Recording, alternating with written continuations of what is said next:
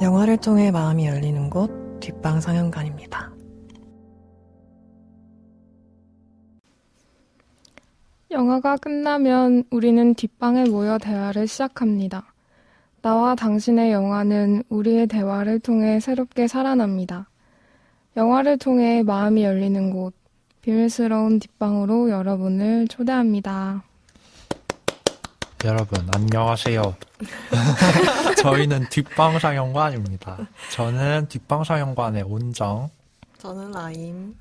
노랑입니다. 안녕하세요. 안녕하세요. 오랜만이에요. 저는 저번 주에도 뵀지만 다른 두 분은 그래도 오랜만에 뵙는 거죠? 한 2, 3주? 저 2, 3주 만에. 되게 오랜만이에요. 한 2주 정도 쉬었어요. 그러면 근황 토크 해볼까요?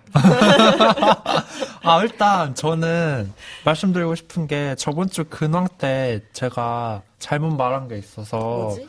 제가 러브밤이란 아이돌 곡을 네. 말씀을 드렸는데 그게 그룹 이름을 잘못 말해드렸어요. 이게 프로미스 나인이라는 그룹의 노래인데 제가 아마 에이프릴인가? 네. 라고 잘못 말한 것 같아서 이게 계속 마음에 걸려가지고 네네네. 이 얘기를 하고 싶었고 정정방송. 네. 그리고 저는 두 가지 얘기 중에 뭘 할까 계속 고민을 하다가 하나는 나중에 하고 하나를 그럼 정했는데 궁금해지는데. 곧 할 겁니다. 뭐냐면은 저 그거 계속 궁금해요. 그 중국 드라마 있잖아요. 예전에 얘기해준 그거 거. 아빠한테 여쭤봤는데 모르신대요. 그렇구나. 그건 그렇고. 계속 하세요. 제가 토요일에 엄마랑 동생이랑 극장을 갔어요. 그게 저희 집에서 한 20분 정도 걸어가면은 영화관이 있거든요. 와, 좋다. 가서 밤에 보헤미안 랩소디를 봤어요. 봤어요? 봤는데 부러워. 근데 이거 좀 후회돼요. 그 MX관인가가 그렇게 음향 시설이 좋다고. 거기서 봤으면 훨씬 좋았을 것 같은데 여튼 그걸 보고 너무 다 엄마랑 저랑 특히 너무 감명을 받은 거예요. 퀸 노래에. 아주 집에 가는 길에 제가 엄마한테 엄마 우리 코인 노래방 갈까? 해가지고 어머. 사실 코인 노래방을 가서 퀸 노래를 6곡을 불렀어요. 그래서 막 소리를 지르면서 막 목이 다 나갈 정도로 그걸 부르고 또 근처에 24시간 설렁탕집이 있어서 설렁탕을 이렇게 한 그릇 먹고 집에 왔는데 너무 좋다. 너무 즐거웠고 다음날 엄마가 자기 어제 노래 불러서 너무 피곤하다고 하루 종일 주무시고 계시긴 했지만 여튼 그 시간들이 참 되게 즐거웠어요, 저는. 온정 씨 얘기 들으면서 생각난 건데 사실 고백하자면 저도 헤드윅 녹음하기 전에 혼자 코인 노래방에서 헤드윅 노래 부르고 왔어요. 저도 헤드윅을 봤을 때는 또 거기 있는 OST들을 그죠. 불렀던 기억이 있네요. 너무 좋다. 설렁탕. 네, 영화를 보고 되게 좋은 마무리인 맞아, 것 같아요. 너무 좋다. 다들 시간 되시면 엄마나 아빠랑 같이 코인 노래방 한번 가셔도 되게 좋은 경험이 아닐까. 아니요. 그러면 어렸을 때는 안 봤었는데. 좋습니다. 그거 추천하지 않습니다. 네, 알겠습니다. 엄정의 집안은 화목한가 봐요. 그런가 봐요. 제가 안 화목하다는 건 아니고. 네. 다른 분들은 어떻게 지내셨나요? 노랑 씨?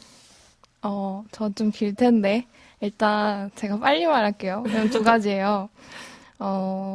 되게 많은 일이 있었는데 2주 동안 최근에 있었던 이거는 홍보 같은 걸 하고 싶은 건데 제가 지난주 목요일이랑 지난주 토요일에 인디스페이스에서 하는 인디스페이스 개관 11주년 기념 특별 영화제 같은 거에 갔다 왔어요. 그게 이번에는 한국 독립여성감독전이었는데 11월 8일이 인디스페이스 생일이라고 하더라고요. 그러니까 거기가 지났네. 네, 그날 그래서 떡도 주고 그랬는데 종로 3가에 있는 극장인데 인디스페이스는 대한극장 옆에 서울극장인가? 아무튼 거기 붙어 있는데 제가 거기를 많이 안 가다가 제가 제일 좋아하는 극장은 시네큐브여서 시네큐브를 되게 선호하는데 최근에 되게 많이 가보고 있어요. 그래서 가다 보니까 이번에 그런 특별전에서 해서 좀 개봉하지 않은 영화들도 많이 볼 수 있고, 좀 개봉한 지 오래된 영화도 볼 수 있고, 그리고 인디 토크라고 해서 토크 프로그램도 되게 많이 하더라고요.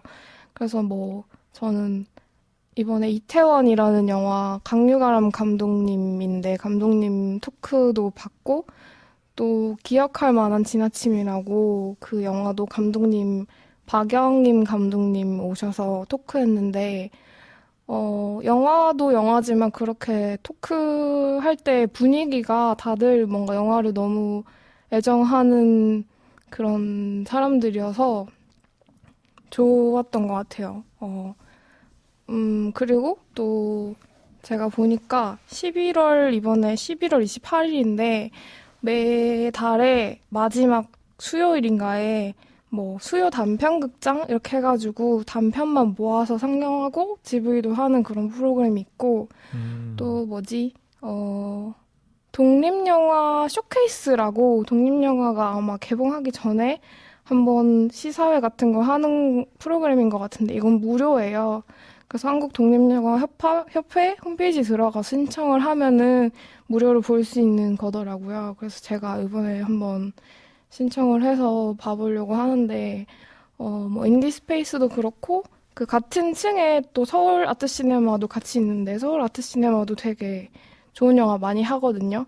그래서 종로 3가에 있는 그런 극장이니까 혹시 좀 새로운 영화 뭐 많이들 아실 수도 있지만 뭐 보시고 싶으시다 하시는 분들은 찾아보시는 것도 되게 좋네요. 네. 너무 좋다. 왜 이렇게 숨이 차지? 아, 그리고 제가 요즘에 이게 진짜 하고 싶은 말이었어. 제가 요즘에 저녁 6시만 되면 깜짝깜짝 놀라는데, 왜냐면 유튜브에서 알람이 와요. 그게 뭐냐면은 내린가요? 내린다, 내리다. 저 제가 웃으면 고로에다 히로카즈 감독님인가요? 아니. 내리 이번에 앨범이 나오거든요. 드디어.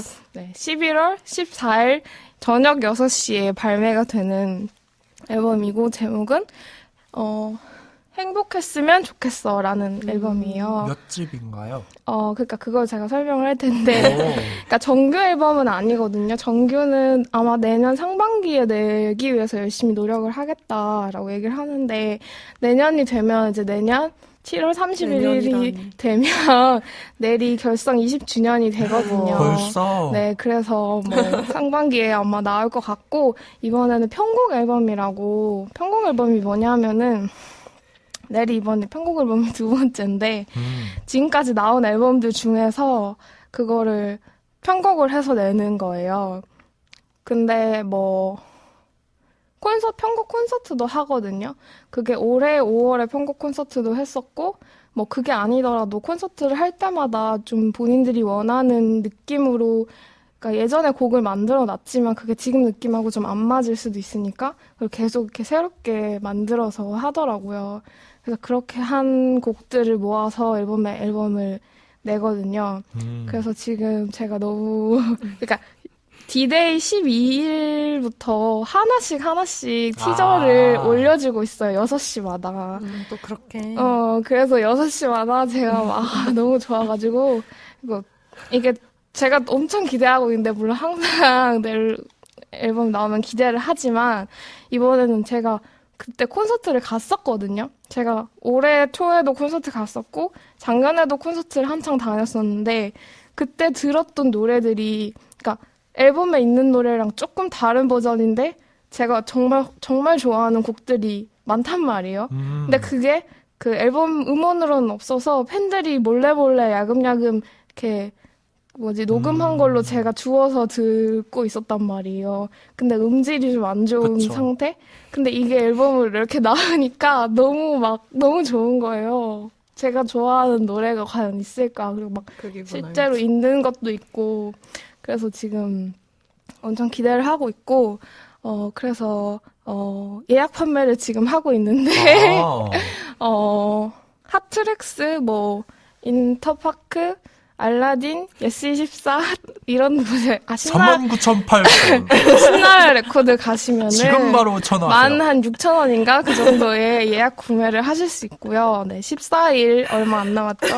그리고 유튜브 내일 유튜브 채널이 있는데 스페이스 보헤미안이라고 그 내일 소속사 이름이에요. 본인들만 있는 본인들끼리 차린 소속사인데 이 채널이 있는데 요즘 소속사 유튜브 이름 좋네요. 그쵸 유튜브를 밀고 있거든요. 그 내일이 그래서 유튜브를 밀고 있구나. 구독하시면은 이렇게 알람 오는 것도 받아보실 수 있고 그리고 가끔 9시 3분 이렇게 해가지고 유튜브 라이브를 하거든요. 그러면 일상 얘기 이런 것도 함께 할 수 있는 네, 팬들과 되게 TV는 많이 안 나와도 되게 소통을 많이 하는 그런 팀이라서 그러네요. 또 그렇게 해주면 팬들 입장에선 고맙죠. 그쵸 너무 좋죠. 더 가까워지는 느낌도 그쵸. 들고.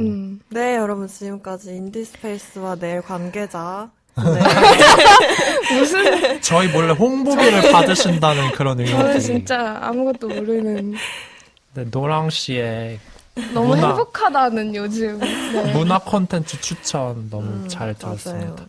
라임 씨는 어떻게 지내셨나요? 아, 저는 그게 저번 주였죠? 아마 저번 주였죠? 정준일 콘서트. 네, 가수 정준일 씨의 콘서트를 다녀왔고요. 작년에는 그 사랑이라는 오케스트라 콘서트를 노랑 씨랑 둘이서 같이 그쵸. 갔다 왔었는데, 올해는 이제 혼자서 그 소극장에서 하는, 제가 돈이 없어서 사실 저도 없지만, 어쨌든 그 넬씨라고 할 뻔했는데, 정준일 씨. 상영 씨는 내일요 김정한 이정훈 정은주 이세경 상영 씨는 넬한테 바쳐야 되니까 저는 정준희 씨랑한테 좀 바쳤어요. 돈을. 네. 1층 맨 뒷자리였는데 좀 덥고 답답해서 그리고 주변 분들이 약간 그래서 온정 씨 생각했어요. 온정 씨 영화 보면서 힘들었다는 거 저 이번에 콘서트 보면서 조금 느꼈어가지고 주변 관객분들이 막 그러니까 정준일 씨 콘서트가 그냥 들을 수가 없거든요. 진짜 내 감정과 내 영혼과 오롯이 이렇게 완전히 젖어들어서 집중해서 완전 그럴 수 있는 그래야 하는 공연인데 주변에서 자꾸 막 얘기를 하시고 막 핸드폰 불빛을 자꾸 막 이렇게 하셔가지고 제가 그게 좀 신경이 쓰이고 근데 제가 그런 걸 또 말을 잘 못한단 말이에요. 너무 말하고 싶은데 그래서 그냥 참고 그냥 지정좌석이었어요? 네, 지정좌석이었어요. 그래서 그냥 정준일 씨한테 집중하려고 노력을 하면서 봤는데 좋았어요. 사실 오케스트라 콘서트가 뭔가 더 이렇게 사운드가 저를 압도하는 느낌이 훨씬 있었지만 그 소극장 콘서트 항상 언제나 가보고 싶었고 또 정준일 씨였으니까 좀 더 가까운 느낌이 들었나요? 그죠 가까웠죠. 가까웠고 그분의 목소리 언제나 한결같은 그런 마음과 그렇게 이야기들 영혼을 토해낼 것 같이 이번에도 불렀어요 노래를.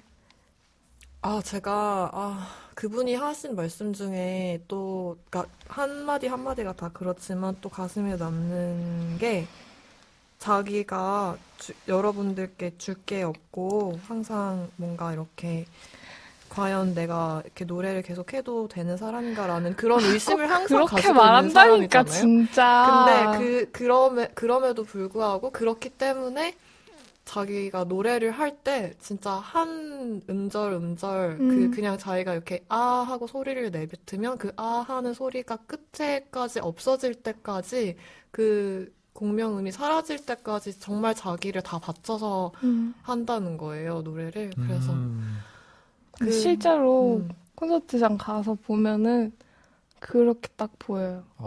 진짜 영혼을 토해내는구나. 이 노래에 영혼을 싣는구나. 맞아요. 그래서 그 목소리를 들으면서 내가 씻기죠. 내가 막 완전 그냥 울었어요. 그래서 사실 저 작년에도 너무 압도적이었는데 그때는 막 울음이 막 넘쳐 흐르진 못했는데 이번에는 듣다가 중간에 울었고 너무 좋았고요. 물론 관객분들은 매너를 지켜주셨으면 좋겠고요. 네, 진짜 여러분. 네.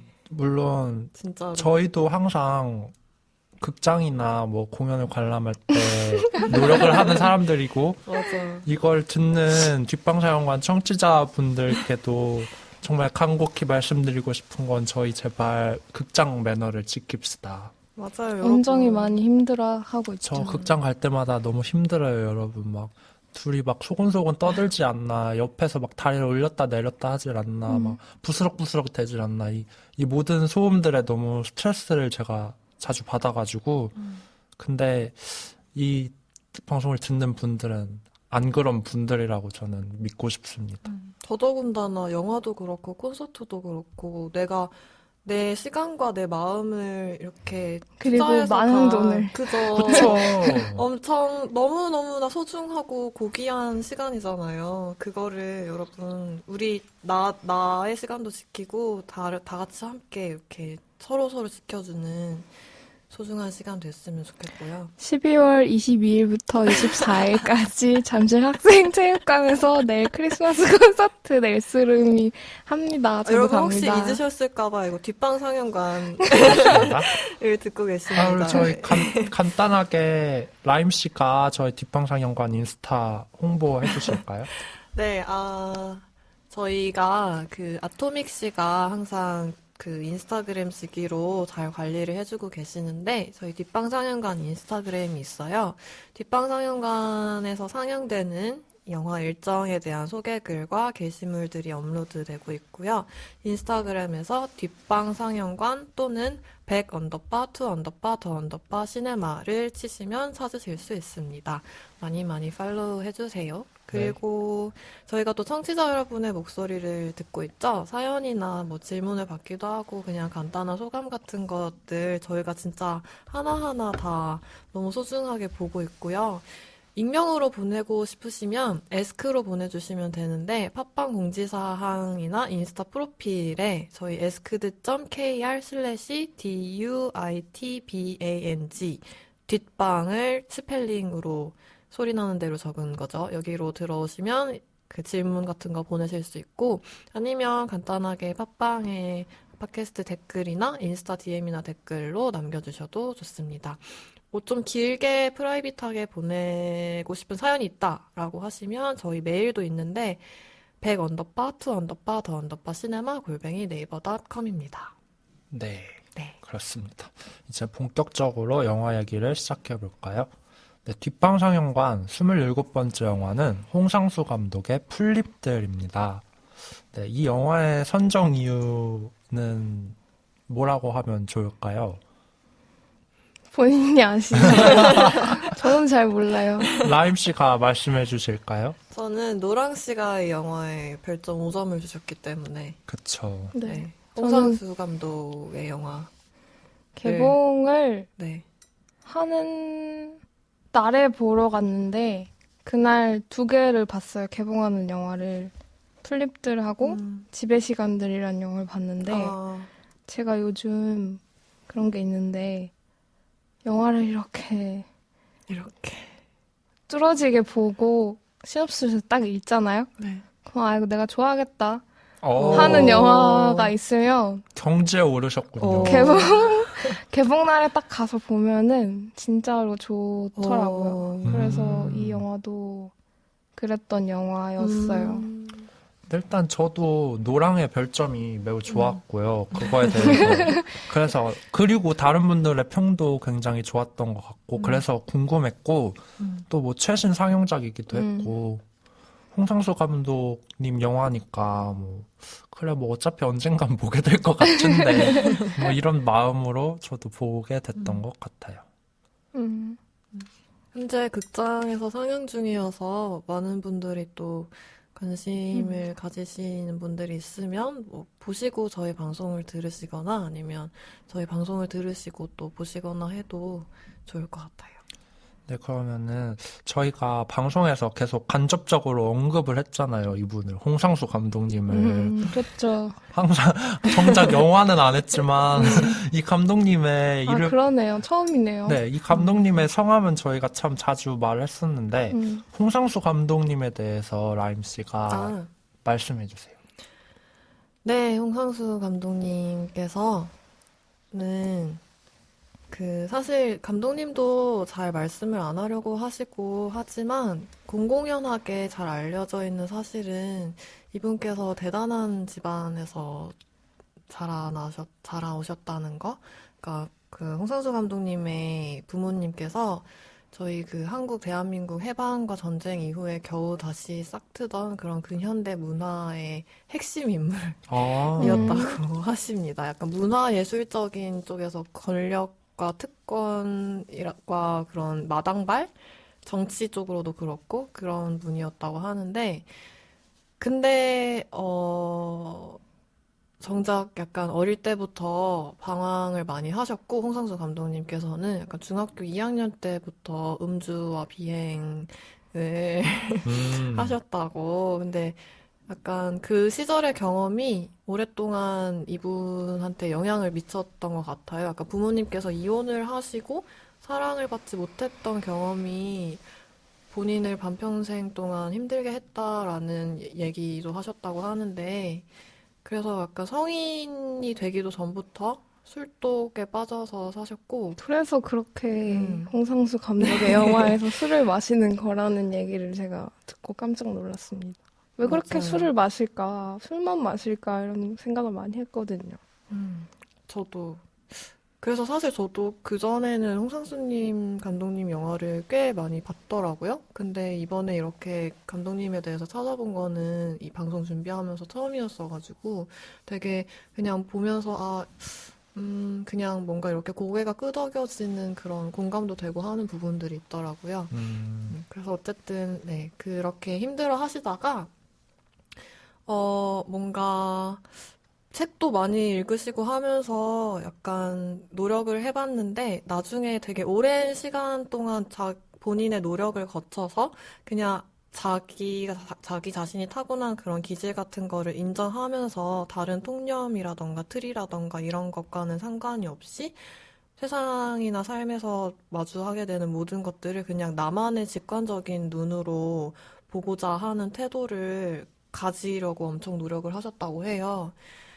그래서 저 되게 그 흥미로웠던 게 대학도 갈 생각이 없었대요. 젊었을 음. 때. 대학도 갈 생각이 없었다가 그냥 어머니 친구분께서 연극 연출 가셨는데 뭐 연극 연출하면 잘 하겠다라는 얘기를 듣고 중앙대학교 연극영화과에 갔다가 너무 학교랑 안 맞아서 1년 만에 자퇴를 하시고 그 당시에 자기 자신을 떠올려보면 굉장히 소심하고 연약하고 막 학교 앞 술집에 혼자 앉아가지고 한없이 그냥 오, 답답함에 빠져있는 음, 그런 시절이었다고 하시는데 그러다가 이제 미국의 도피성으로 유학을 가셔서 캘리포니아 예술대학과 시카고 예술대학에서 공부를 하셨다고 합니다.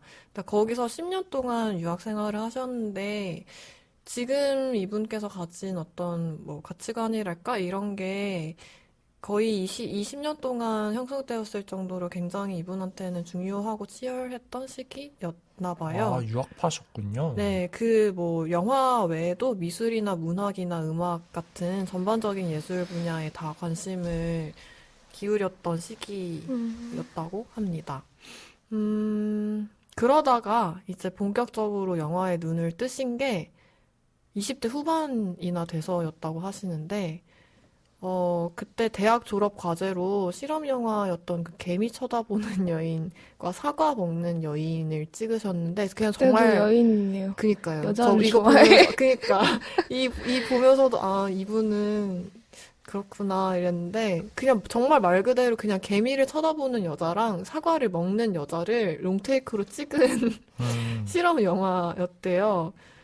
제가 어제 홍상수 영화의 극장전을 봤거든요. 네. 근데 거기에 사과 먹는 여자가 나와요. 아, 깜놀. 근데 이거 있잖아요. 웃긴 게, 이거 사과 먹는 여인도 원래는 고기 먹는 여인이었는데, 음. 그 모델이 자기가 아, 채식주의자라고 어쩔 수 해가지고, 없네. 뒤늦게 사과로 바꿔서 찍은 어, 거라고. 그래서 막, 영화도 거의 막 턱걸이로 내고, 약간 그분이 즉흥적이고 약간 성격적으로 그런 기질 같은 게 이 시절에도 반영이 된 것 같고, 네, 그러다가 이제 그때 들어서서 1992년에 한국으로 돌아오셨는데 잠깐 그 어머니가 설립하신 시네텔 서울이라는 곳에서 PD 생활을 하셨어요. 그러다가 1996년에 처음으로 돼지가 우물에 빠진 날이라는 영화로 감독 데뷔를 합니다. 근데 이 영화가 거의 뭐 발표되자마자 센세이션을 일으키고 비평계에 열렬한 아주 열정적인 지지를 받으면서 주목을 받았고 그 이후에도 뭐 강원도의 힘이라던가 아, 밴쿠버 국제영화제에서 무슨 상을 받았다네요. 돼지가 우물에 빠진 날이. 네, 상을 뭐 많이 받으셨죠. 아, 그 로테르담에서도 경쟁 부분 최우수 작품상. 그렇죠. 아시아 태평양 영화제 막 이런 게 있네요. 맞아요. 처음부터 진짜로 유명했네요. 네, 맞아요. 그래서 상을 많이 받으셨고 그 이후에도 뭐 꾸준하게 작품 활동을 해오시다가 그러니까 처음부터 약간 그런 그 해외에서도 그렇고 뭐 국내에서도 그렇고 인지도라던가 명성이 쌓여가지고 이제는 그러니까 막 영화 자체로 수익이 많이 안 나도 그 배우들이 노개런티로 출연을 자청하는 경우가 많아가지고 그것도 굉장히 큰 그 제작비 줄이는데 도움이 된다고 합니다.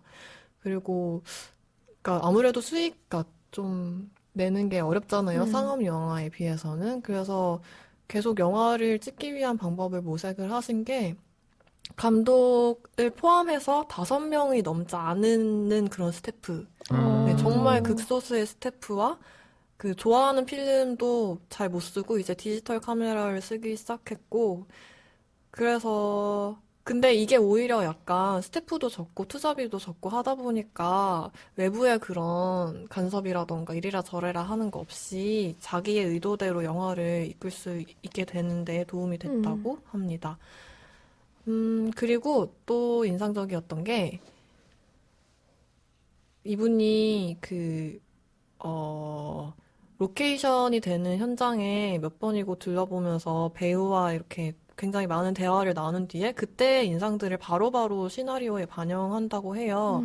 그래서 촬영도 항상 그 시나리오 안에서 짜여있는 시간 순서대로 보통 왔다 갔다 하기도 하잖아요. 근데 그런 순서대로 촬영하고 또 그 로케이션이라던가 배우의 사정에 따라서 그 시나리오가 바뀌기도 한다고 합니다. 예를 들어서 배우가 뭐 진짜 뭐 사고 때문에 다쳤어요. 그러면 바로 다음날 이제 시나리오에 갑자기 다쳤어. 병원씬 들어가고 막 그런 식으로.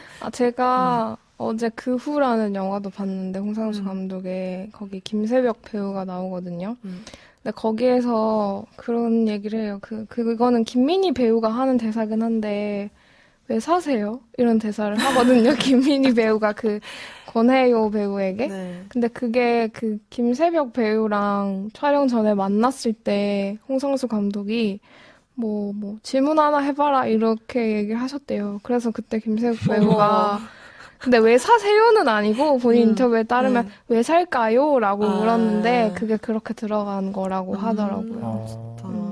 그런 식으로 바로바로 시나리오가 바뀌기도 하고. 네, 그래서 날씨도 그냥 뭐 바뀌면 바뀌는 대로, 뭐 풀리면 풀리는 대로 그냥 그대로 반영을 하신다고. 그래서 근데 그게 또 약간 뭐 눈 내리는 장면이라던가 이런 게 기적같이 맞아 들어간 북촌 방향? 네, 적도 너무 있었다고 아름다웠던. 네, 합니다. 그리고 또 뭐 많이 홍상수 영화를 보신 분들은 이미 아시겠지만 그 홍상수 감독님께서 본인이 운영하는 영화 제작사 전원사. 그리고 그래서 그 글씨체와 그림. 맞아요. 그 스태프 전형적인. 이름도. 네. 보통 한국 영화 다른 포스터들이랑 달리 배우랑 감독 이름이랑 영화 제목이랑 초대받은 영화제 마크만 있는 정말 간단한 그 디자인 그리고 본인의 글씨체, 손글씨체 이런 걸로 하는 것들이 잘 알려져 있죠. 가장 좋아하는 감독은 이 시점에서 약간 그 후배 씨가 생각이 나는데 오즈 야스지로 감독님을 저도 좋아합니다. 그럼 노랑 씨도 앞으로 생각하도록 하겠습니다. 뭐 그렇게까지는. 이 정도? 뭐 보셨어요, 다들? 홍상수 감독의 영화? 저는 일부러 보려고 본 게 아닌데 어제는 일부러 2개를 일부러 봤는데 이거 하기 위해서 어제 것까지 합하면 13편을 봤더라고요. 제가 보려고 엄청난데? 본 게 아니었거든요. 제가 엄청나. 이전까지는 진짜 샤이 홍상수라는 그런 말이 그랬어요? 있다고 저는 알고 있는데, 그러니까 홍상수 영화를 그러니까 나오면 보긴 보는데 난 홍상수 좋아한다라고는 말하지 않는 사람들을 샤이 홍상수라고 한다더라고요. 제 아, 그래요? 샤이 홍상수? 그 몽구스라는 연 씨의 아. 친구에게 들었는데 그래서 제가 그러면 나도 샤이 홍상수인가? 아닌데 막 이러면서 그랬는데 뭐 이 영화는 제가 되게 좋았기 때문에 저도 알게 모르게 8편이나 봤네요. 아이고 나도. 이게 뭐 딱히 막, 이거 꼭 봐야지 한다기보다. 맞아. 그쵸. 그래서 저 오히려 놀랐다니까요. 이 방송 준비하기 전까지 내가 몇 편 본지도 몰랐는데, 저도 진짜 보려고 본 게 아니어서. 그냥 뭐 이거 저도- 한번 봐볼까 하는데 맞아요. 이렇게 쌓이고 쌓여서 네. 그렇게 됐습니다. 음. 근데 다음으로는 노랑 씨가 그 김새벽 배우님에 대해서 아, 하실 말씀이 있다고. 김새벽 배우에 대해서 제가 뭐 조사를 해온 건 왜 아닌데 왜 살아요? 왜 살까요? 왜 사세요? 아, 뭐야. 왠지 대답을 해야 될 것 같은. 아무튼, 김새벽 배우는 다들 한여름의 판타지아라는 네. 영화로 많이들 아실 텐데, 음. 그 영화로 제일 유명해졌다고 그죠. 해요. 네, 저도 그 영화로 알고 있었고, 그때부터 좀 좋아했었는데, 사실 저는 이 영화를 김새벽 배우님 때문에 본 것 같거든요, 사실은. 근데 그때보다 훨씬 더 마른 것 같지 않아요? 원래 말랐지만. 그런 것 아닌가? 같, 너무 말라 보이던데. 그리고, 모르겠어요. 아무튼, 제가 왜 그랬냐면, 네. 제가 최근에 그 부국제 후기 얘기하면서 얘기를 했던 그 벌새라는 영화가 있거든요. 부국제 때 봤고, 김보라 감독님의 영화였는데, 이 영화에 그 김새벽 배우님이 나오세요. 근데 거기서의 연기가 저는 자꾸 막 맴돌거든요. 그 역할이. 그 역할이 좀, 거기서도 진짜 하기가 원래 마르셨으니까 마르게 나오겠지만, 진짜 삐쩍 말랐는데, 너무 조용한데 좀 따뜻한 사람? 그래서 사람들을 모두 이렇게 진심으로 대하고 싶어 하는? 근데 그게 참 안 돼서 힘들어 하고, 그치만 이제 주인공 친구는 15살 친구인데 그 친구의 선생님으로 나오는데 그 친구에게 굉장한 영향을 주는 그런 역할로 나오는데 뭔가 그 느낌이 너무 인상적이거든요. 그래서 김새벽 배우님을 그냥 너무 봐야겠다 계속 생각을 하다가 이 영화를 봤는데 저는 뭐 여기서도 되게 김민희 배우도 좋았지만 김새벽 배우도 되게 좋았어요. 그리고 뭐, 김세욱 배우가 나온 영화를 몇 개 말씀드리면, 줄탁동시라는 영화로 첫 주연을 맡으셨다고 하는데,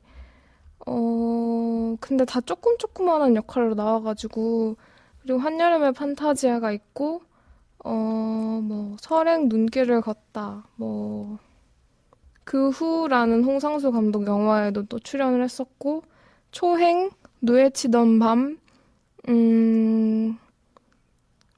그리고 뭐 플립들, 이 정도? 네. 김새벽 배우님 말고도 되게 많이 등장하시잖아요. 아, 영화의 맞아요. 배우분들이. 그래도 뭐- 한 번씩 불러볼까요, 이름을? 그럴까요? 일단은 김민희, 그 다음에 안재홍, 공민정, 그 다음에 서영화, 기주봉, 이유영, 신석구, 김명수, 안선영, 뭐, 이거 이름을 딱 불렀을 때 그 얼굴이 떠오르는 분들도 있을 것 같고, 아닌 분들도 있을 것 같은데, 근데 보통 좀, 한번 출연을 하면, 정진영 배우도 나온다. 그쵸. 네, 한번 출연을 하면은 계속 자주 많이 나오시죠. 뭐, 서영아 배우나 기주공 배우, 뭐, 김새벽 배우도 이번이 2번째고, 안재용 배우도 요새 자꾸 나오고 있고, 뭐 김민희 배우님은 말할 것도 없고. 그래서 뭐 서영아 배우님은 저희 저번에 죄 많은 소녀 녹음했을 때도 그쵸. 주연으로 그때 출연하셨는데 역시 서영아 배우님은 근데 홍상수 영화 속에서 볼 때 저는 가장 반갑다. 아, 그래요? 뭔가 그분은 원래 계시는 곳이 저곳일 것 같다. 아, 저는 자꾸 운정의 그거가 떠올라요. 운정의 성대모사가 떠올라요. 미니야. 아무튼 막 그랬고, 네. 저는 제가 하고 싶었던 말은, 이거 약간 여담인데, 최근에 정가영 감독님, 저랑 후배 씨가 자꾸 언급하는 그 밤치기. 감독님도 최근 밤치기라는 영화를 그걸 이번에 할 뻔했죠, 맞아, 우리 우리가. 후보작 중에 있었잖아요. 상영 했었죠. 후보작. 근데 여튼 그걸 개봉했었어요. 그걸 봤었는데, 그분이 제가 방송에서도 말했듯이 뭐 여자 홍상수, 뭐 포스트 홍상수란 별명을 가지고 계세요. 그리고 되게 뭐 두 인물이 나와서 술 마시면서 시시콜콜한 대화하고 뭐 이런 것도 많이 홍상수 감독님의 영화와 비슷하긴 한데, 근데 저는 이 두 영화를 보면서 느낀 게, 역시 홍상수 감독님이 베테랑은 베테랑이다. 왜냐면은 솔직히 이번 밤치기를 보면서는 좀 아쉬운 게 좀 있었는데, 그러니까 상대적으로 이 플립들을 봤을 때 뭔가 늘어지는 느낌이 없다고 해야 되나? 그러니까 막 두 인물이 물론 시시콜콜한 대화를 하지만 이렇게 사람이 그걸 너무 오래 보고 있으면은 좀 지치잖아요. 그랬구나, 밤치기는. 그랬는데 뭔가 플립들은 지칠만 하면 딱 끊고 다음 장면이 넘어간다거나 아니면 적당한 길이로 대화가 끝난다거나 해가지고 역시 이 사람은 많이 찍어봤으니까 좀 더 노련하구나 라는 생각을 했던 그런 기억이 있고, 뭐 이 영화의 간단한 줄거리에 대해서 제가 말을 해드릴게요. 일단 김민희 배우님이 아름이라는 이름으로 여기 출연하시는데, 그때 노랑 씨께서 그 후인가? 네, 이 직전인지는 모르겠는데, 그 후라는 영화가 있어요. 그것도 2007년, 17년인가에 나온 걸로 알고 있는데, 거기서 이제 아름으로 나오거든요. 거기서도 김민희 배우님이 아름이라는 그리고 역할로. 아름이 글을 쓴다고 얘기를 했었어요. 그래서 좀 이어진 것 같다고 얘기를 하는 사람들이 있더라고요. 그쵸. 여기서 김민희 배우님이 연기한 아름은 서촌의 한 카페에 앉아 있어요. 그리고 먼저 말씀드리면 이 영화는 흑백 영화라서 뭐 낮인지 밤인지 뭐 물론 보면 알 수 있긴 하지만 좀 애매한 그런 상황인데, 여튼 서촌 카페에 김민희 배우님이 앉아 있고, 그리고 저희가 여기서 커플이란 말을 쓸 건데, 근데 이게 꼭 사귀는 사이라서 저희가 커플이란 말을 쓰는 건 아니고, 그냥 홍상수 감독님의 영화에 워낙 여자와 남자가 이렇게 같이 뭔가 파트너 같이 대화하는 콤비 같은 느낌을 줘서 그렇게 언급을 하는 이 건데, 영화에서는 그게 한 남자와 여자가 짝으로 나오는 게 반복이 돼서 그게 5커플 이렇게 반복이 돼서 좀 그런 구조를 설명드리기 위해서. 네, 그래서 아름이 앉아있는 카페에는 일단 첫 번째 커플인 안재홍 배우님과 공민정 배우님이 있고, 그다음 두 번째 커플인 서영화 배우님과 기주봉 배우님이 있어요. 근데 아름은 아까 말했듯이 글을 써요. 근데 작가는 아니라고 본인이 말을 합니다. 그래서 아름은 구석에 혼자 앉아서 이 커플들의 얘기를 들으면서 혼자 생각을 하며 나레이션을 하기도 하고, 아니면 혼자 막 열심히 글을 쓰기도 해요. 그리고 이제 세 번째 커플인 정재영 배우님과 김세벽 배우님이 또 테라스에서 얘기를 나누시는데, 그러다가 이제 정재영 배우님과 아름이 잠깐 대화를 나누고, 그 후에 아름이 네 번째 커플인 그러니까 아름의 동생, 남동생의 여자친구와 같이 만나는데, 이게 안선영 배우님과 신석호 배우님입니다. 그래서 그 동생 커플과 같이 식당을 가요. 식당을 가서 밥을 먹는데, 그 옆에서는 또 새로운 5번째 커플인 이유영 배우님과 김명수 배우님이 있어요. 그래서 거기서 밥을 먹고 아름은 그 서촌 카페로 다시 돌아옵니다. 근데 이제 저녁이 되니까 카페에서는 아까 말했던 두 번째 커플과 세 번째 커플이 주인의 양해를 구하고 술판을 정말 벌이고 좋은 주인분의 양해를 구해서 주인분이 참 좋으셔. 참 좋으셔. 계속 이러세요. 그래서 술판을 벌이고 있고 아름에게도 합석을 권합니다. 그리고 그 와중에 첫 번째 커플은 그 모습을 보며 자기들도 술을 마실까 하는 대화를 하고요. 그리고 이 커플마다 대화하는 장면을 영화에서 계속 보여주는데 그 내용이 조금씩 다른 듯 비슷한 느낌이 있습니다. 근데 저는 일단 하고 싶은 말이 리허설 때 했지만 저한테는 이 영화가 좀 어려웠어요. 그러니까 온정 씨한텐. 네, 온정한테는 영화가 약간 어려웠는데 뭐 언뜻 최근에 제가 본 커피와 담배란 영화 생각도 언뜻 나면서 저도 그 막 생각했는데. 그런 저도. 좀 흘러가듯이 대화하는 그냥 인물들의 모습을 담고 싶었던 걸까 하는 생각과 함께 커피와 담배는 어떠셨어요? 그거는 좋았는데 그거는 오히려 막 되게 짧게 단편들 모아있는 느낌으로 딱딱 끊어져서 그랬는데 이거는 장편이고 뭔가 계속 대화들도 이어질랑 말랑 하니까 뭐 그냥 이렇게 자질구레한 감정을 가지고 사는 사람들을 별일 없이 산다는 걸 보여주고 싶었던 걸까? 뭐 이런 생각도 하고 근데 주제가 뭘까? 막 이런 생각도 해보고 제가 이 영화에서 또 재밌었던 게 그 커플들이 카페에 가면은 뭐 시켜 먹잖아요. 그게 항상 그 라떼 잔이랄까? 머그잔.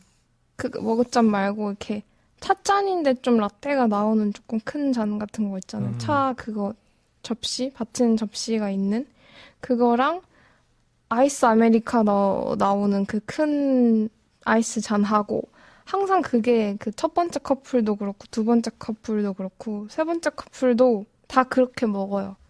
그게 계속 똑같이. 하여튼 그래서 저는 그렇게 막 비슷한 듯 다르고 막 이런 모습을 계속 보여주는 게 어떤 걸 보여주고 싶었던 걸까.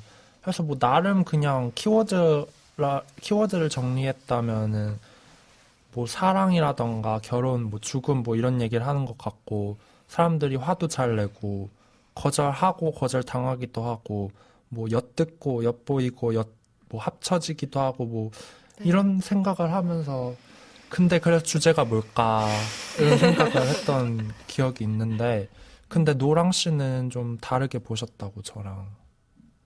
네. 그런 생각을 하는 순간부터 늪에 빠지는 겁니다. 그냥 보면 돼요. 노랑 씨의 주장은 그렇습니다. 네. 노랑 씨는 그냥 보여지는 것들을 느끼셨다고. 네. 그냥 그게 좋았어요. 음.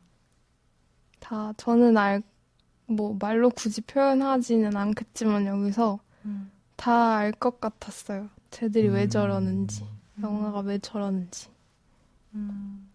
라임 씨는 어떠셨나요?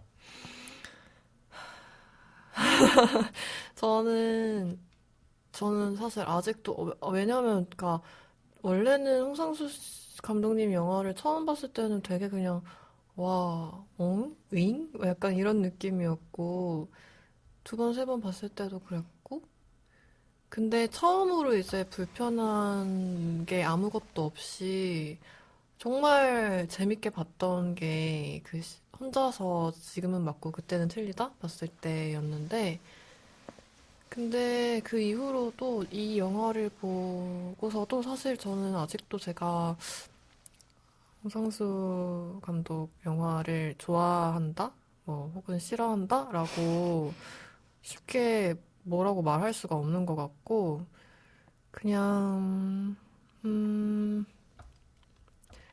글쎄요. 근데 저는 생각 없이 볼 수 없는 영화인 것 같긴 해요. 항상 뭔가 보면서 뭔가를 생각하게 되고, 뭔가 약간 불편하기도 하면서 뭔가 알 수 없는 그런 감정들이 느껴지기도 하고, 그리고 뭔가 끝에 뭔가 남아. 약간 그 소주 마시면 그 끝에 혀에 막 남는 것 같이 씁쓸한.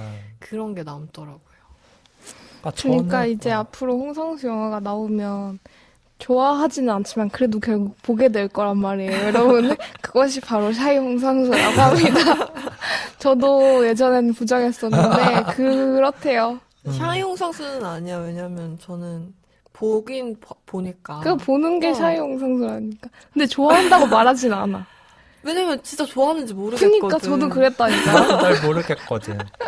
근데 저는 개인적으로 홍상수 감독님의 초기 작품을 못 봐서 그런지 몰라도 막 해변의 여인이나 막 오키의 영화 이런 거는 뭐 그리고 뭐 지금 맞고 그때는 틀리다 이런 거는 좀 노랑씨 아까 말한 것처럼 그냥 이미지들 보면 그냥 편하게 봤거든요.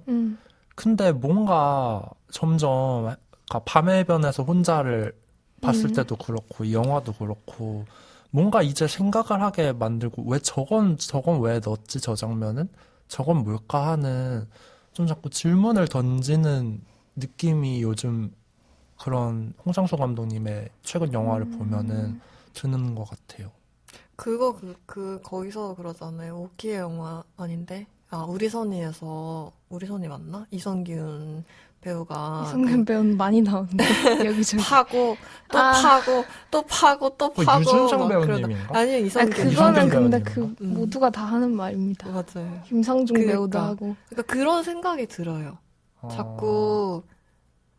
자꾸 술자리에서 우리가 다들, 물론 저는 헛소리라고는 하지만, 헛소리라고 생각은 안 하지만, 헛소리인 그런 그쵸. 이야기들을 하잖아요. 그런 것들을 그냥 계속 반복하면서, 그냥, 우리 이렇게 살아가고 있네.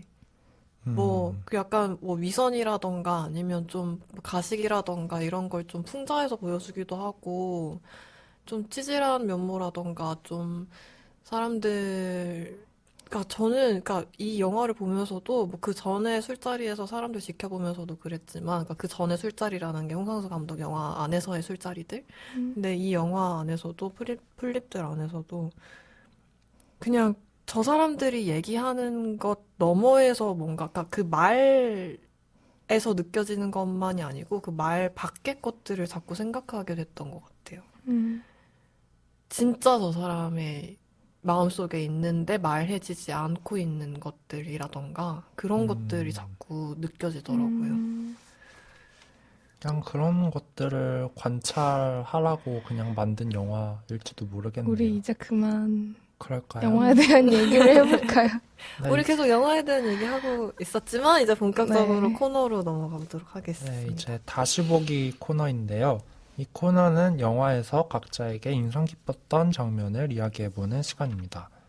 누가 먼저 얘기를 해볼까요? 자, 먼저 할까요? 벤치 게임 같아. 자, 먼저 할게요. 저는 우선 영화에서 점점 흑백 영화긴 하지만 이제 저녁, 밤이 오는 게 느껴지고 상가 같은 데 옆에 길가에 그 아름 역할을 맡은 김민희 배우님이 좀 쓸쓸하게 서 있는 장면이 있어요.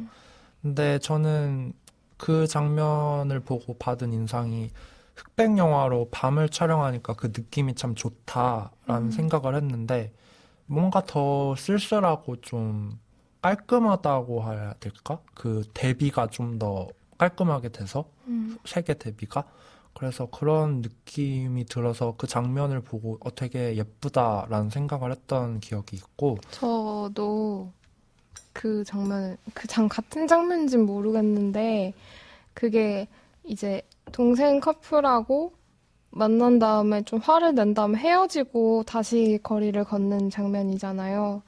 밤이 되고 그리고 걷다가 이제 어딘가에서 음악이 들려와서 그 음악을 좀 서서 듣는 것 같기도 한 그런 장면들이 이어지는데 그때 뭔가 그 쓸쓸하면서도 뭔가 고요하면서도 아름다운 정서 그게 좀 좋았던 것 같아요.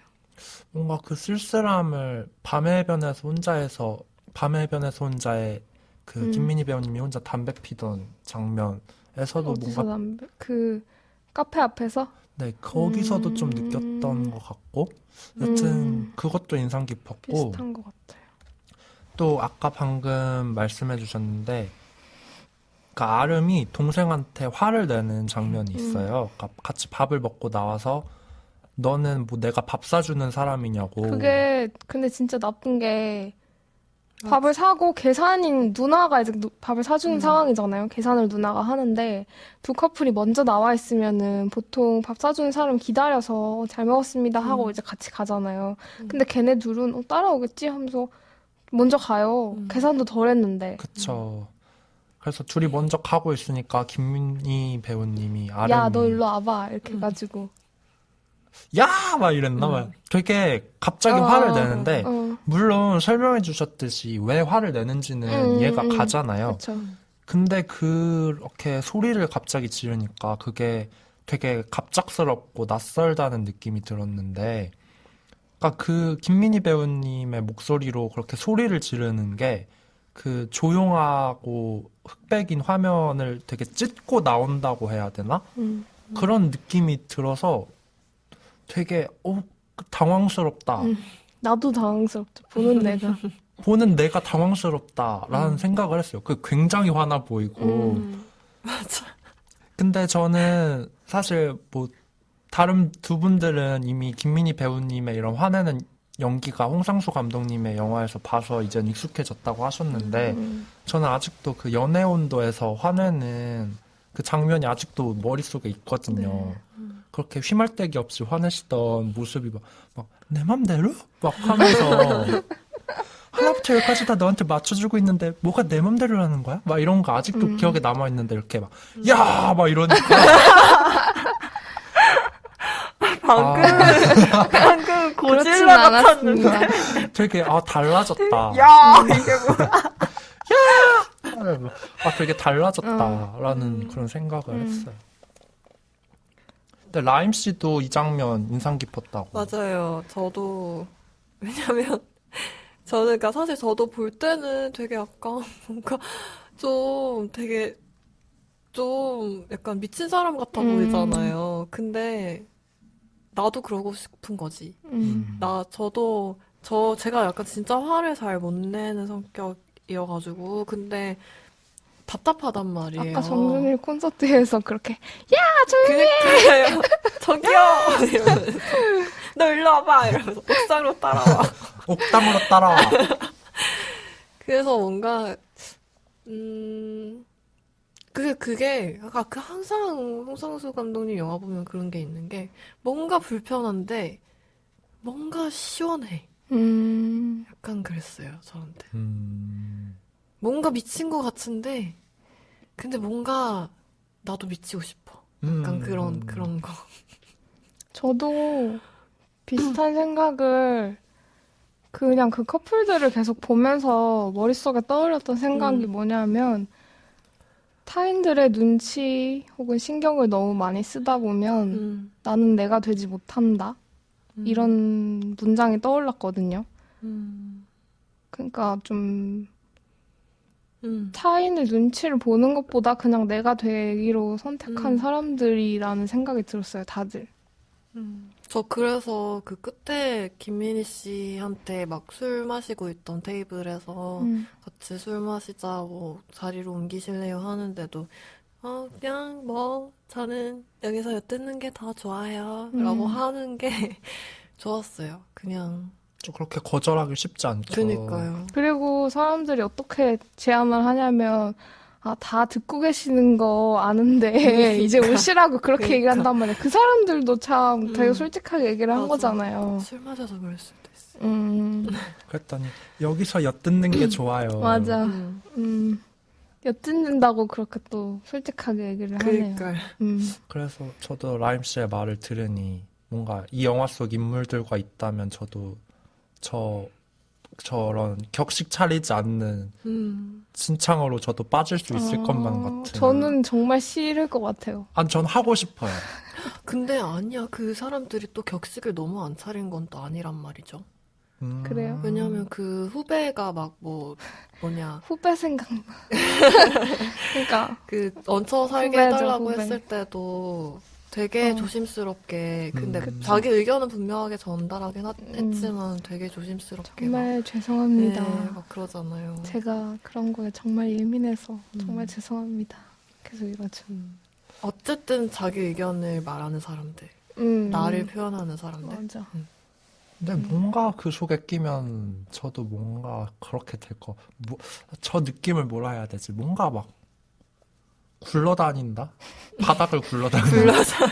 딱 뭐라 말해. 여튼, 방금 우리 그 후배 집에서 녹음할 때 바닥 굴러다니던 거 생각났어. 저 원정이랑 라임 둘이 미쳐가지고 굴러다녔어. 굴러다녔죠. 라임이 그때 후배 집에 거실 바닥. 탈곡기처럼 웃던 장면. 뭐, 노랑 씨는 어떤 장면이 인상 깊었나요? 저는 영화를 좀 긴가민가 하면서 보다가 왜냐면 좀 약간의 의심 같은 걸 품고 있었던 게 저는 홍상수 영화를 볼 때 그 현실과 영화 속의 영화의 관계를 이렇게 그냥 맺는 방식이라고 해야 되나? 그러니까 첫 번째 커플이 안재용 배우랑 공민정 배우인데 안재용 배우가 거기서도 배우고 또 잘 나가는 배우예요. 그러니까 이제 너무 그 안재용 배우잖아요. 요새 잘 나가는 배우. 그러니까 뭐지? 이거 영화인가? 막 이렇게 의심을 하면서 보다가 이제 나는 이 영화를 좋아하겠구나. 좋아하는구나. 좋구나. 라고 생각을 했던 장면이 이제 두 번째 커플이 기주봉 배우랑 서영화 배우 두 분이서 얘기를 하시는데 이분들이 조금 나이가 있으신 분들이잖아요. 서영화 배우님은 우리가 저번에 얘기했던 죄 많은 소녀들에서는 엄마 역할로 나오고 그리고 또 다른 많은 영화에서 엄마 보통 할 그런 나이시잖아요.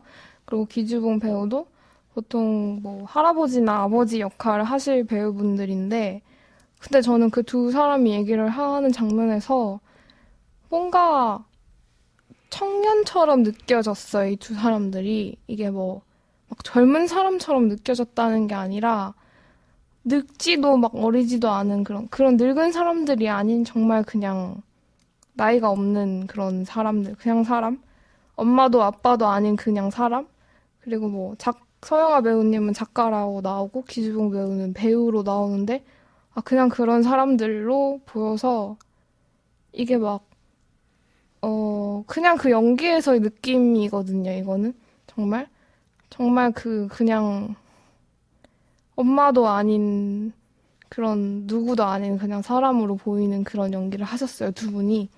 그래서 이런 연기를 이 영화가 아니면 다른 어디서 볼 수 있을까 이런 생각이 물론 뭐 다른 영화에서도 저 가끔 그런 순간이 있는데 좀 항상 그렇다고 저 사람들은 그냥 사람이라고 생각을 하면서도 그냥 또 다른 영화 봐서 엄마로 나오면 또 엄마구나 이렇게 하고 보다가 계속 그렇게 영화를 많이 보다가 항상 이렇게 다시 한번 이렇게 눈을 씻어내는 것 같은 장면을 만나면 또 깜짝 놀라고 좋아하고 그러는 것 같아요.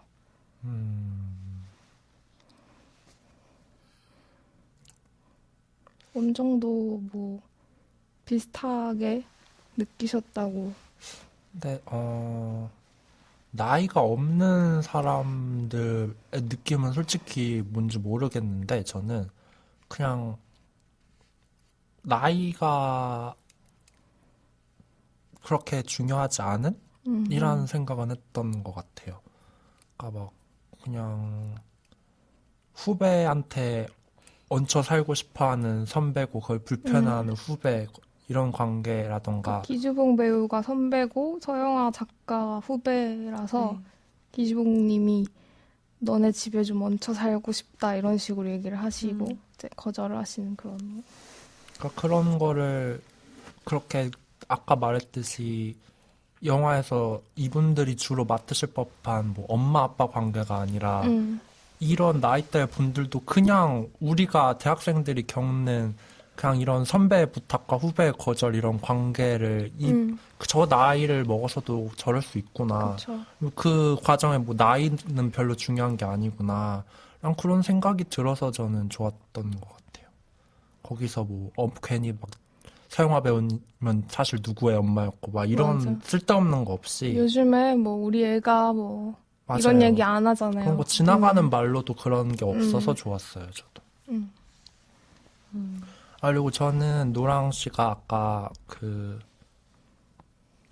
안재영 배우님 얘기하면서도 살짝 말해줬는데 홍상수 영화가 그 실제와 관계 맺는 방식이 흥미롭다고 말씀을 해주셨어서 그거를 듣고 싶어요. 이거는 이따가 또 뭐 얘기를 할 부분인 것 같기도 한데, 뭐, 그러니까 실제와 관계를 맺는 게 뭐, 본인 실제 얘기를 하는 뭐 그런 부분도 있겠지만, 제가 아까 얘기했던 부분은,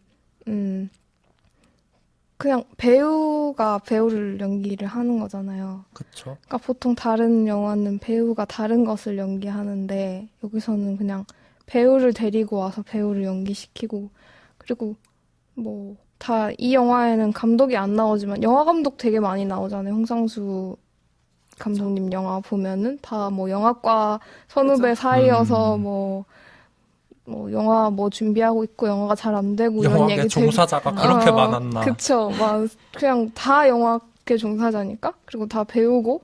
그게 저는 너무 답답했거든요. 좀 이 밖의 세계도 많은데 왜 자꾸 진짜 영화과 안에서 일어나는 일만 얘기를 하지? 이렇게 생각을 했었는데 이 영화를 보다 보면서 든 생각은 이게 이 영화는 감독이 아니라 작가인데 다 배우이거나 작가이거나 둘 중에 하나예요. 이 인물들이. 그래서 근데 그게 그냥 사람이 다 이렇지라고 생각을 했는데 그게 무슨 말이냐면 그냥 사람이 연기를 하면서 살거나 살다 보면 계속 연기를 하잖아요. 그리고 뭐 또 뭔가를 계속 쓰고 계속 생각을 하고 뭔가를 만들어내려고 하고 엿듣고 그냥 그러면서 산다는 얘기를 그냥 하는 거구나. 그리고 뭐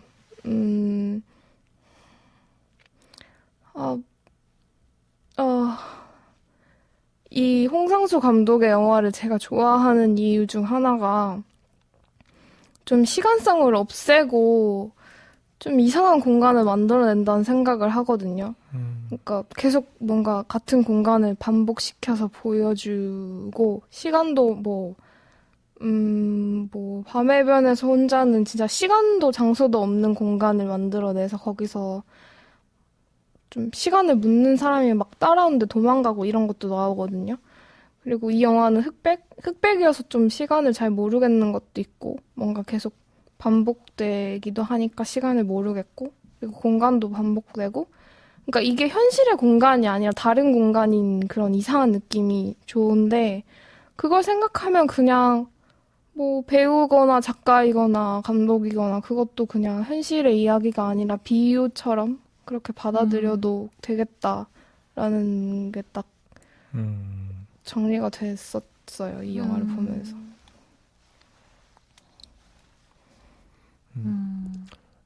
저 혹시 더 하실 말씀 있으신가요? 그리고 근데 저는 또 인상 깊었던 게 이 영화에서 죽음에 대한 언급이 계속 나오잖아요. 그래서 그 첫 번째 커플도 아마 둘이 알고 있는 여자 지인으로 보이는 사람이 죽었는데 그 죽음에 대해서 둘이 죄책감을 가지는 듯한 그런 대화를 하고 또 그 아까 두 번째 커플인 그 기주봉 배우님이 연기한 사람도 뭐 극단이 잘 안 돼서든지 뭔지 정확한 이유는 알 수 없지만 자기가 자살을 시도했다는 그런 말을 해요. 그리고 또 식당에서 만났던 그 다섯 번째 커플도 대화를 들어보면은 어떤 남자가 죽었는데 그 남자가 뭐 왜 죽었는지에 대해서 뭐 뭐 그래도 저희 사랑했어요. 뭐 너 때문인 게 아닐까? 뭐 이런 대화를 진짜 계속 좋은 사람이었는데 그런 사람 없었는데 그런 사람이 계속 그렇게 그러면 죽을 리 맞아. 없는데 뭐 이런 얘기를 나누는데 저는 계속 이 죽음에 대해서 나오는 게 왜일까라는 고민을 했어요. 근데 이거에 대해서 뭐 죽음에 대해서 근데 그 아름이 나레이션을 한 부분이 있어요. 아마 그 첫 번째 커플을 보고 한 나레이션인지 그냥 한꺼번에 그 풀립들을 보고 너희가 참 부럽다. 플립들 아무것도 아닌 한번 것들 이렇게 읽어볼까요? 하면서 그럴까요? 너희들이 부럽다. 별거 아닌 것들. 다 죽을 거면서. 죽은 친구가 옆에 있어도 자기 죽을 건 생각 안 하는 것들. 그러니까 저렇게 단정하구나. 예쁘고 단정하게 잘 놀자. 네, 그래서 저는 이 말을 듣고 죽음이 뭐 우리 주변에 사실 생각보다 흔하고 녹아들어 있는 일이지만 결국 그거는 산자들은 더 다른 것들에 관심이 많으니까 이렇게 결국 어떻게든 잊게 되거나 뭐 죄책감을 가져도 결국 어떻게든 그걸 이겨내려고 하고 혹은 뭐 네 탓이니 내 탓이니 싸우기도 하고 하는 그런 모습을 보여주는 게 아직도 사실 생각이 잘 정리는 안 됐어요. 노랑 씨는 근데 이 영화에서 왜 이렇게 죽음이 언급되었다고 생각하시나요? 저는 뭐 이 영화뿐만이 아니라 모든 죽음에 관한 이야기에 대해서 하는 생각이 있는데, 그거는 죽음을 생각하는 건 삶을 더 생각하기 때문이라고 그렇게 생각하고요. 이 영화에서는 그 죽음이 저는 죽음 자체보다도 계속 반복되어서 이야기되는 게 그게 그냥 인상적이었던 것 같아요.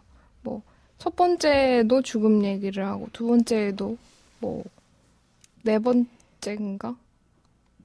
다섯 번? 아무튼 다른 식당에 가서 만난 사람들도 그러니까 저는 이 영화가, 결국에는 하나를 얘기하고 싶은데 그걸 여러 개로 쪼개서 반복해서 보여주는 거라고 생각을 했고, 거기 계속 죽음이 반복되는 것도 그냥 인간의 삶을 얘기하는데 그냥 거기 죽음이 있다는 걸 계속 보여주기 위해서 그랬다고 생각을 했거든요. 라임 씨는 어떻게 생각하셨나요?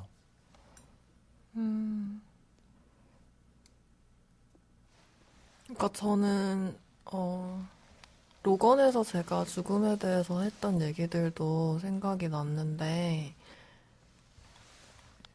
육체적인 죽음도 있지만 감정적인 죽음도 있다고 저는 생각하고 근데 그걸 살아가면서 서로가 누가 죽음을 굳이 바라겠어요. 그러니까 뭐랄까 누구나 그러니까 뭐 죽음을 바랄 수도 있기는 하지만 삶을 살고 싶어 하잖아요. 잘 건강하게 행복하게 살고 싶어 하는데 어쩔 수 없이 살아가다 보면은 내 감정이나 혹은 누군가가 죽기도 하고 죽여지기도 하는데 그런 것들에 대해서 예전에 홍상수 감독 영화 보면서는 그냥 내가 누군가를 좋아하고 혹은 뭐 그런 게 거절당하기도 하고 뭐 나는 찌질하고 그냥 이렇게 저렇게 살아가는 사람들이 이렇게 저렇게 자기 감정 하고 있구나라고 느껴졌었는데 이번 영화를 보면서는 그냥 이 두 사람이 대화를 하는데 그 두 사람 사이에서 오고 가는 그게 사랑이든 거짓이든 꾸며낸 말이든 아니면 그 너머의 것들이든 뭐든지 간에 굉장히 무겁고 중첩되어 있는 이 관계를 넘어선 그 뒤의 관계들까지에서 오는 그런 감정들이라던가 그, 뭐랄까, 그 연결된 끈들이 다 느껴지고 보이는 것 같아서 가볍게 볼 수 없는 영화였던 것 같고, 그래서 뭔가 죽음이라는 것도 그냥 사람들이 다 살아가면서 내가 원치 않았음에도 안게 되는 이렇게 등에 지고 평생을 살아가게 되는 어떤 그런 마음에 남겨진 발자국이나 짐 같은 것들을 은유하는 게 아닐까라고 느껴졌던 것 같아요. 음, 저는 그리고 그 죽음이 사실 어떤 사람이 굉장히 아프다라고 느껴도 그게 사실 자긴 죽을 것 같다 뭐 이런 말 하듯이 이게 어떤 은유라고도 볼 수도 있다고 생각을 하는데 그러니까 계속 노랑 씨가 죽음이란 말이 반복된다고 하셨잖아요. 그래서 그냥 그들이 하는 말에 뭐 디테일은 상관하지 않고 그들이 뭔가 같은 것에 대해서 말을 하고 있다고 생각을 하고 들으면은 그냥 저는 이 죽음에 대한 얘기들이 뭔가 그들이 상처를 입혀서 미안한 대상이 있는데 그러니까 그 대상에 대한 이야기를 하고 있다고 느꼈어요. 그래서 그 상처를 입혀서 미안한 대상이 죽었다고 치면은 뭐 그 사람은 정말 좋은 사람인데 아까 말했듯이 그렇게 죽을 사람이 아니고 좋은 사람인데 왜 죽었을까? 근데 그게 네 탓일까? 뭐 내 탓일까? 하면서 그 사람에 대해서 이 영화에서 계속 얘기를 하는 건 아닐까 하는 생각을 잠시 했었어요. 제가 아까부터 계속, 뭘까, 이러면서 생각을 하다 보니 조금 정리가 된 생각이, 그 죽음이라는 건 사실 되게 무거운 주제로 받아들여지잖아요. 무거운 말이고. 그게 계속 나오고, 그래서 뭐 아름이 계속 그걸 생각하잖아요. 계속 말하고. 근데, 그러니까 홍상수 영화에는 죽음이 여러 번 나오긴 하거든요, 계속. 제가 어제 본 극장전이라는 2005년 영화에서도 계속 죽음을 바라보고 생각해야 한다.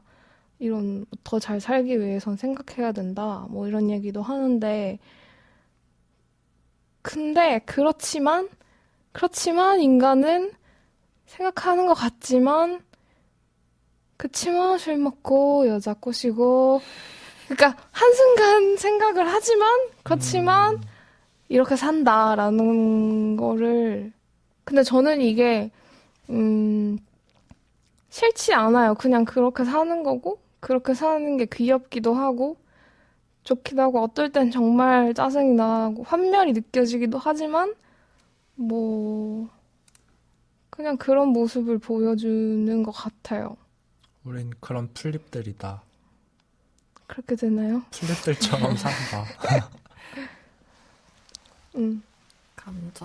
감정들을 주고받는 사람들. 그리고 아까 노랑 씨가 또 하고 싶은 말이 있다고. 일기 그냥 우리 자유 코너로 이제 자유 코너로 넘어가서 얘기할까요? 넘어가면서, 그러니까 저희가 이번에 할 자유 코너는 저희가 방송을 하는 저희도 영화 속 아름처럼 작가는 아니지만 그니까, 아름이가, 정재영 배우가 여기도 배우로 나오거든요. 그래서, 근데 배우인데 뭘 자꾸 쓰고 싶어 해요. 그래서 막 김세벽 배우는 작가로 나오는데, 우리 같이 공동 작업을 하자, 막 이러다가 안 하겠다고 하니까, 또 그냥 앉아있는 아름이한테 와가지고, 공동 작업을 한번 해볼까? 처음 보는 사람인데 되게 막 뭔가 느낌이 있으시다고, 대단한 분이실 것 같다고. 근데 뭘 쓰고 계시냐고 계속 묻는데, 쓰는 사람이죠, 아름이는? 근데, 일기 같은 건데, 그런데 일기는 아닌 것을 쓴다고 얘기를 해요. 그쵸? 근데 저는 그게 너무 그냥 나도 그러고 있는데 그런 생각이 들어가지고, 제가 저는 제가 과생각 증후군이라는 생각을 하는데, 그러니까 단 한 번도 머릿속에서 생각이 멈춘 적이 없다고 그걸 가끔 깨달아요. 계속 생각을 하다가 문득, 다른 사람도 이럴까? 싶을 정도로 정말 전 머릿속이, 아니에요. 네, 정말 시끄러운데, 그때 그 영화 볼 때가 딱 그게 또 심해져가지고 피곤해서, 근데 피곤해지면 더 그런 생각을 많이 해요. 왜 내가 생각을 하지? 이걸 왜 생각하지? 이 생각해서 뭐 어디다 쓰지? 이거 기억해서 어디다 쓰지? 이 기억을 자꾸 뒤져서 이건 기록해서 어디다 쓰지? 무슨 의미가 있지? 내가 뭘 찾고 있는 거지? 막 이런 생각을 하는데, 근데 저는 아름이가 하고 있는 것도 좀 그렇게 보였는데, 근데 그게 별로 나빠 보이지 않았다고 해야 되나? 뭔가 그냥 다 이해가 될 것 같았고 그냥 그런 걸 보는 게 좋았던 것 같아요. 그래서 우리 한번 우리가 쓰고 있는 글에 대해서 얘기를 해봅시다. 그래서 노랑이 원했던 네. 흐름은 그래서 네네. 그렇죠. 우리도 나름처럼 글을 쓰는데 우리는 어떤 글을 쓰느냐. 네, 그렇죠. 일단 저희 각자 뭔가 쓰긴 하죠. 저희도 쓰는 쓰는 사람들이죠. 존재.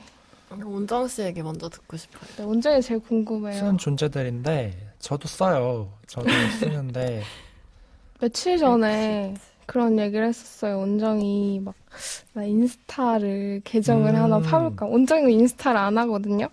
근데 막 본인이 쓰고 싶은 게 있는데, 인스타 계정을 하나 파서 여기다 써볼까? 근데 내가 쓰는 것들은 너무 사적인 것들이고, 이걸 보면은 불편해하는 사람들도 많을 것 같고, 어떡하지? 막 이런 고민을 그러니까 이게 그 했었거든요. 맥락인데 제가 원래는 일기를 쓰다가 요즘은 그냥 핸드폰이랑 노트북이 연동되는 그런 어플이 있어서 거기에 오. 되게 메모를 많이 하는데 에버노트요?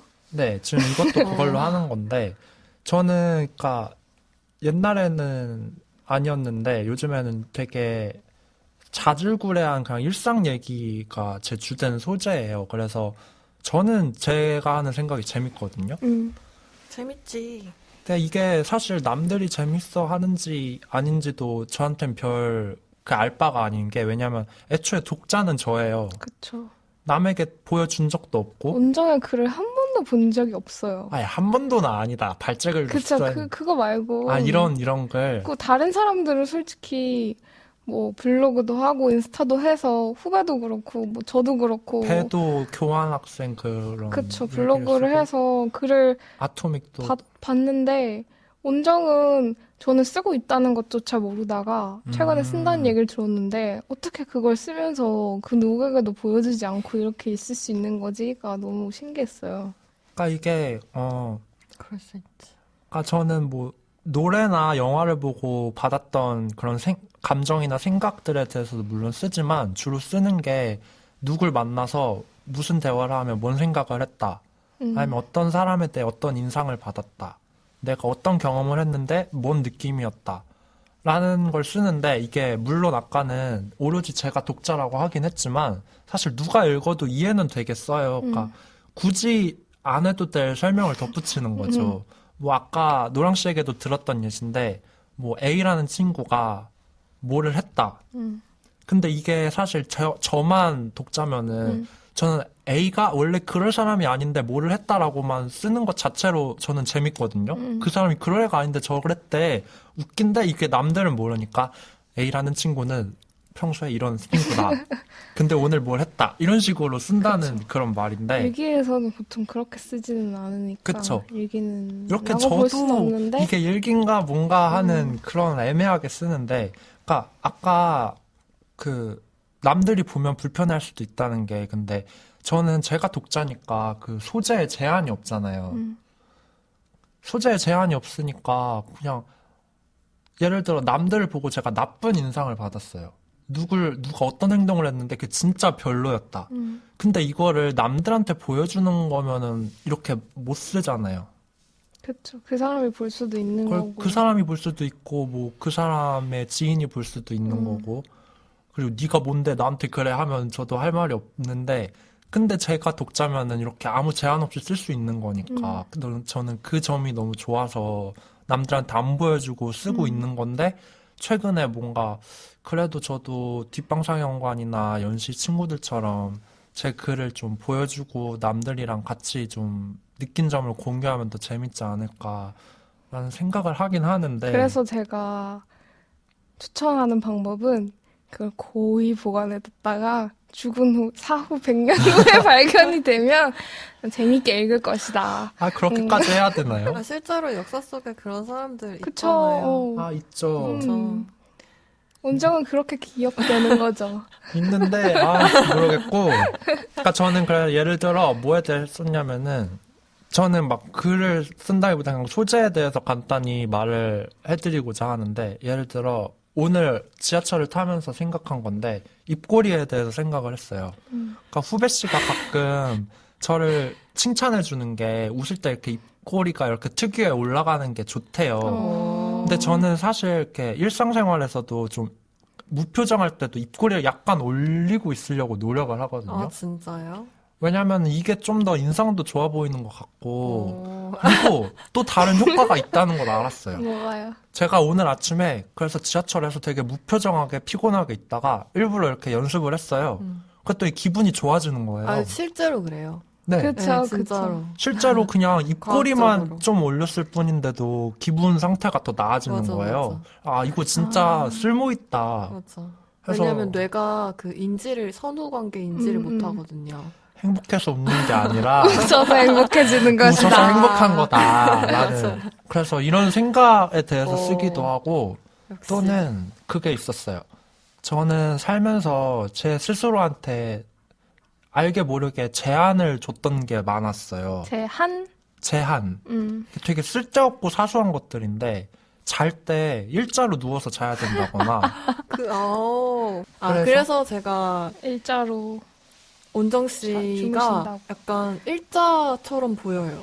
그게 쓸데가 없는 게 아니라 진짜 온정을 지탱하고 있는 거라니까요. 쓸데가 없는 게 아니에요. 아니, 그런 거 필요해요. 아니 근데 진짜. 이게 제가 자는 습관이 그러니까 어렸을 때 그런 말을 들었어요. 이렇게 똑바로 누워서 자야지 키가 잘 큰다. 그래가지고 이게 그래서 제가 키가 잘 크셨구나. 그러니까. 그건 모르겠고 습관이 돼서 나한테도 누가 좀 그런 말 해주지. 네, 일자로 잔다던가 아니면은 그 이어폰으로 음악을 들을 때 한 3단, 4단 이상으로 잘 안 키웠어요. 오, 되게 좋은 습관을. 저는 제 청력을 오. 오래오래 간직하고 싶어서 오. 그런 거나 기다 똥 된다. 청력이 똥이 되나요? 또 이렇게 크게 들어보지 못하고 죽을 수도 있어요. 아, 뭐. 항상 작게만 듣다가 그냥 죽는 거지. 그 이후 데시벨은 써보지 못한 채로. 아, 뭐, 그렇게까지. 저는 온정 씨의 청력을 응원하겠습니다. 그렇게까지 제가 그런 사람은 아니라 생각하는데, 여튼 그런 거나, 아니면 저는 진짜 친한 친구를 만나도 좀 예의를 차린단 말이에요. 근데 친구 말을 들어보면은 자기는 진짜 친한 친구들 사이에서는 되게 말을 거침없이 할 때도 있대요. 뭐 그냥 가만히 있다가 너는 왜 그렇게 생겼냐? 막 이런데, 근데 이게 사실 되게 친한 사이면은 이런 말이 그냥 웃으며 넘길 수 있는 이런 걸 수도 있고, 저도 가끔 그런 걸 동경할 때가 있어요. 나도 되게 허물 없이 누구랑 지내면 즐겁지 않을까 하는데, 전 애초에 그게 안 돼요. 스스로 그 제한이 있어서. 그렇구나. 그냥 이렇게 그런 것 말했던 같아요. 이런 내가 나한테 스스로를 뭐 제한하거나 속박하는 게 뭘까? 뭐 이런 거에 대해 쓰기도 하고, 그런 거 말고 다른 거도 많이 쓴다고 알고 있는데 왜 말을 안 하지? 뭐 어떤 거죠? 교수님 이야기라던가. 그런 거 있잖아요. 사람들 관찰한 이야기. 아, 그쵸. 근데 이거는 모르겠어요. 그런 걸 많이 아무튼 쓴다고 합니다. 그런 걸 얘기하기가 참 네. 곤란하죠. 그러니까 그런 거 쓴다는 정도만 얘기를 하면 되는 거죠. 그쵸. 재밌어요. 진짜 온정이 진짜 제일 재밌어요. 저는. 근데 그 연시에 저희 나무를 좋아하는 그 친구. 제니? 네네. 제니 친구가 저한테 그 말 한 적이 있어요. 제가 그 모락신가? 누군가를 막 이렇게 묘사했어요. 제가 네. 느낀 인상이나 이런 걸 했더니 네. 아 제발 자기는 분석하지 말아달라고 이런 말을 들은 적이 있는데 아 막 같은 맥락이 아닐까. 제가 사람을 우스꽝스럽게 보나? 그건 모르겠는데 여튼 그런 글도 많이 쓰고 막 철학적인 내용은 거의 없어요. 뭐 인생은 뭐 삶은 뭐 유물론일까 뭐 관념론 아니 난 철학이 뭔지 알고 대체. 난 어떻게 살아야 되나, 막, 인간은 무엇으로 사는가, 뭐, 이런 고민은 잘 안 합니다. 라임 씨는 어떤 글을 쓰시나요?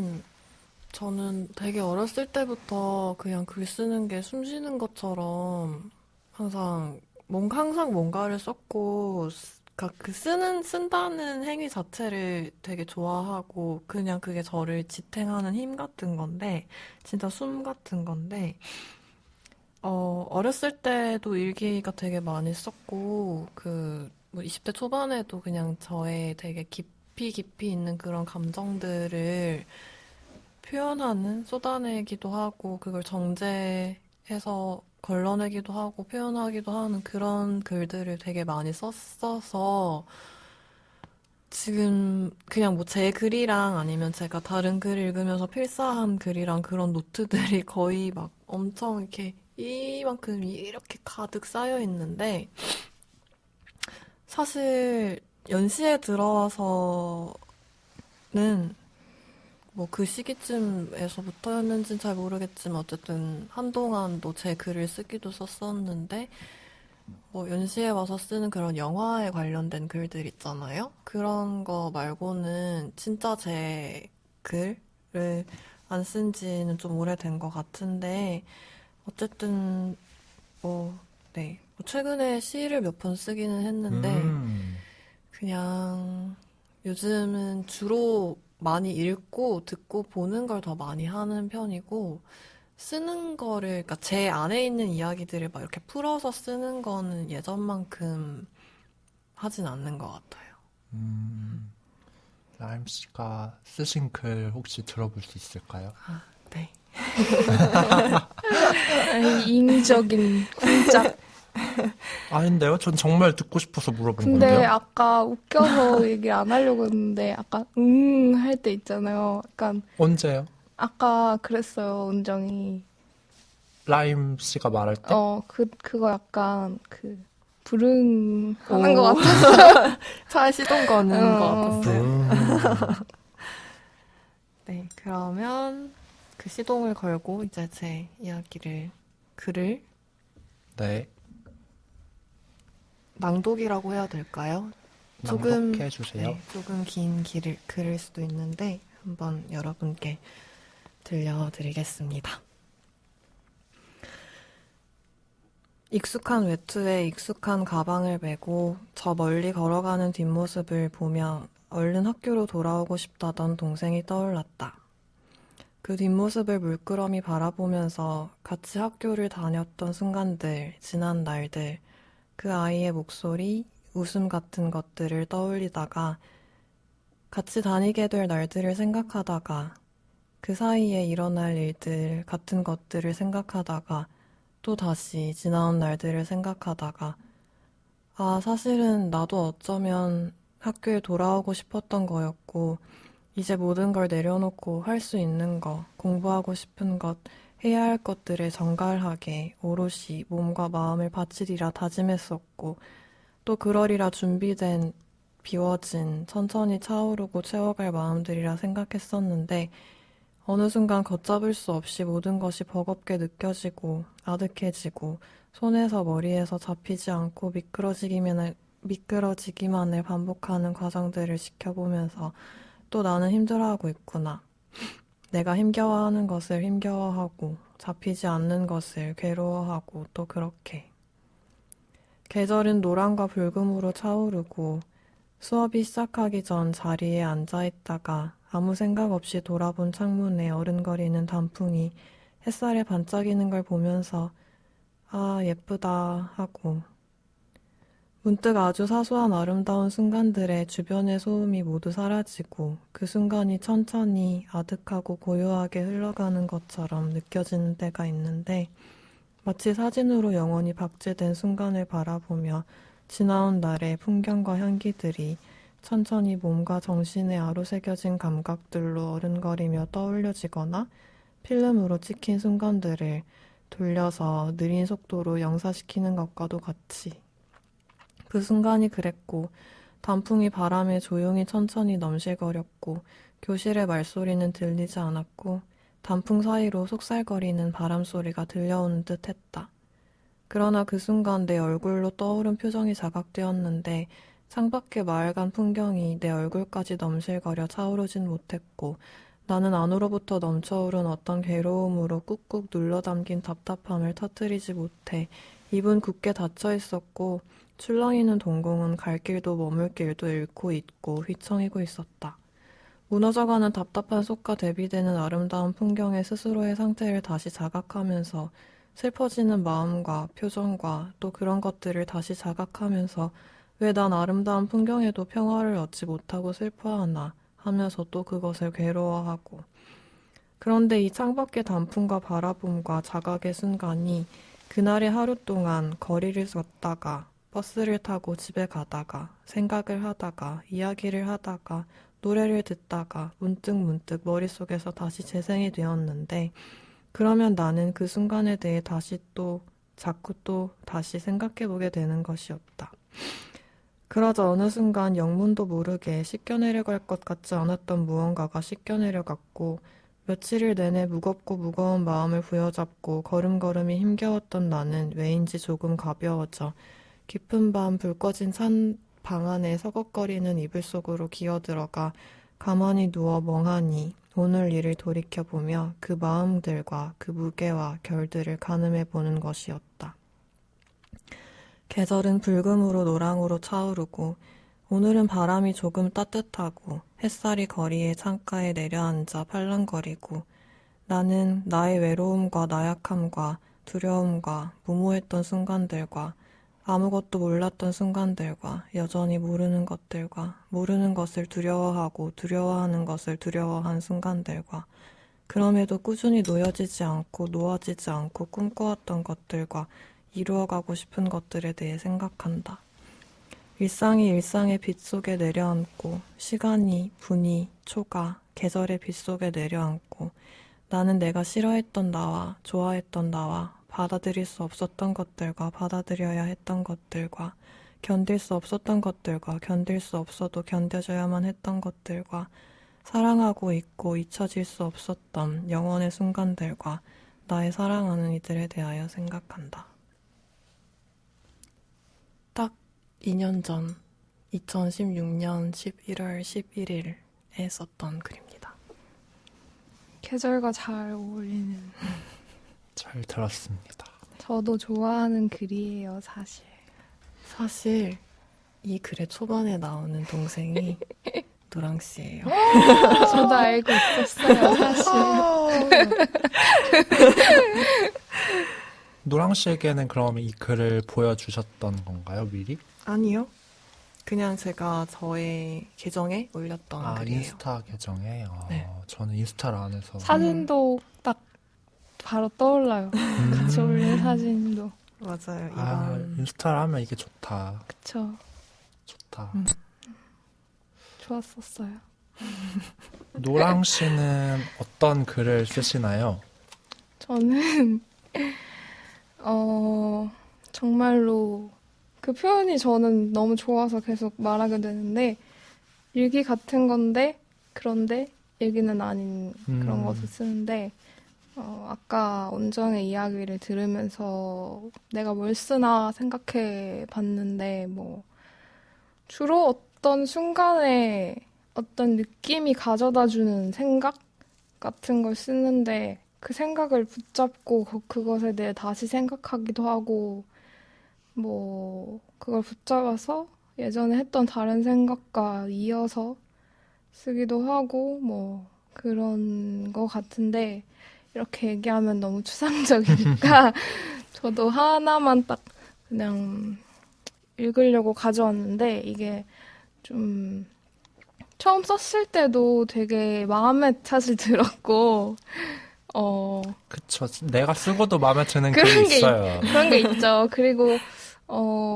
최근에 다시 볼 일이 있었는데 뭔가 이것과 관련된 사건 때문에 근데 다시 읽어보니 좀 내가 이 말을 하려고 했는데 또 다른 말도 여기 써져 있고 뭐 그런 것들이 보이기도 해서 그냥 지금 읽고 싶은 걸 한번 읽어볼까 합니다. 좋습니다. 듣고 싶네요. 네, 그러면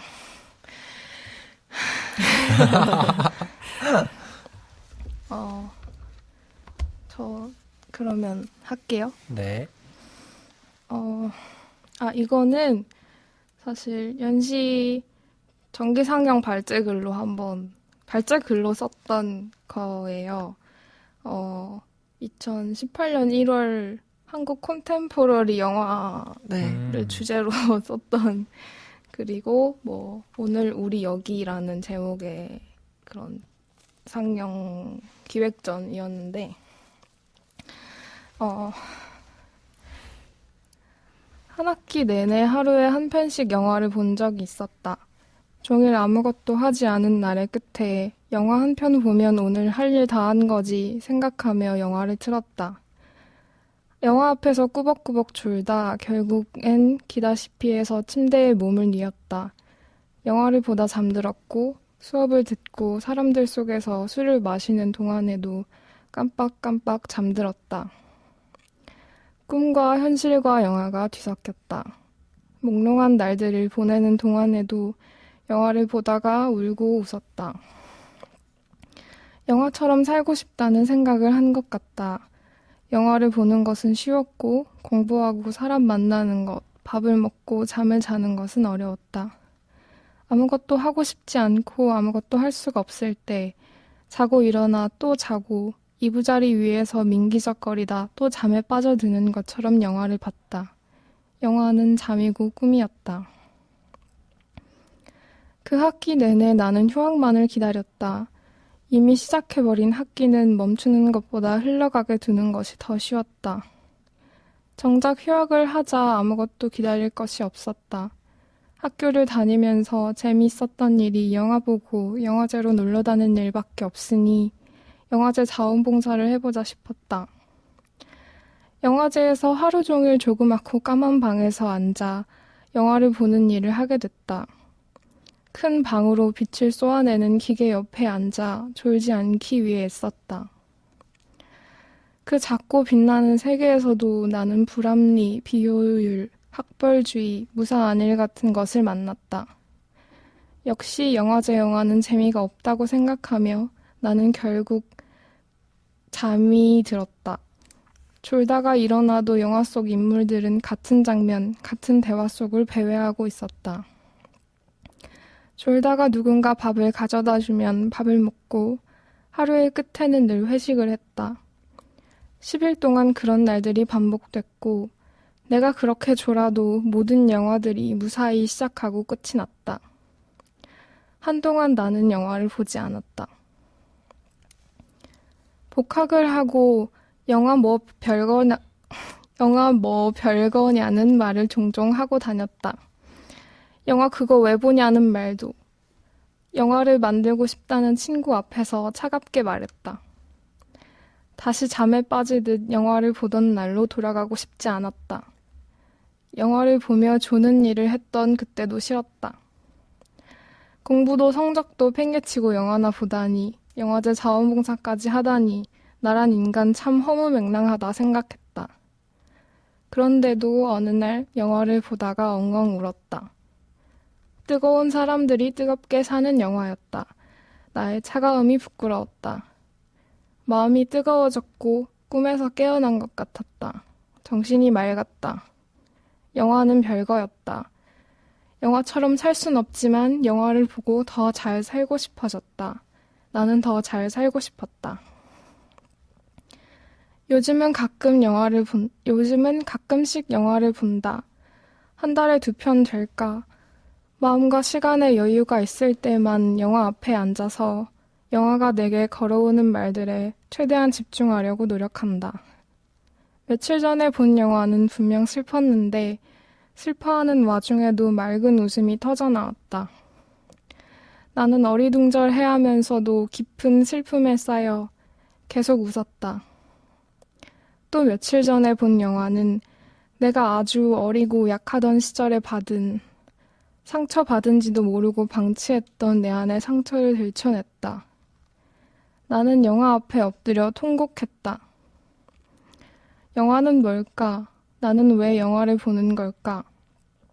영화를 보는 것이 점점 더 어려워진다. 그래도 계속 영화를 보고 싶다. 영화를 더 잘 보고 싶다. 영화를 잘 보면 더 잘 살 수 있지 않을까 생각한다. 네.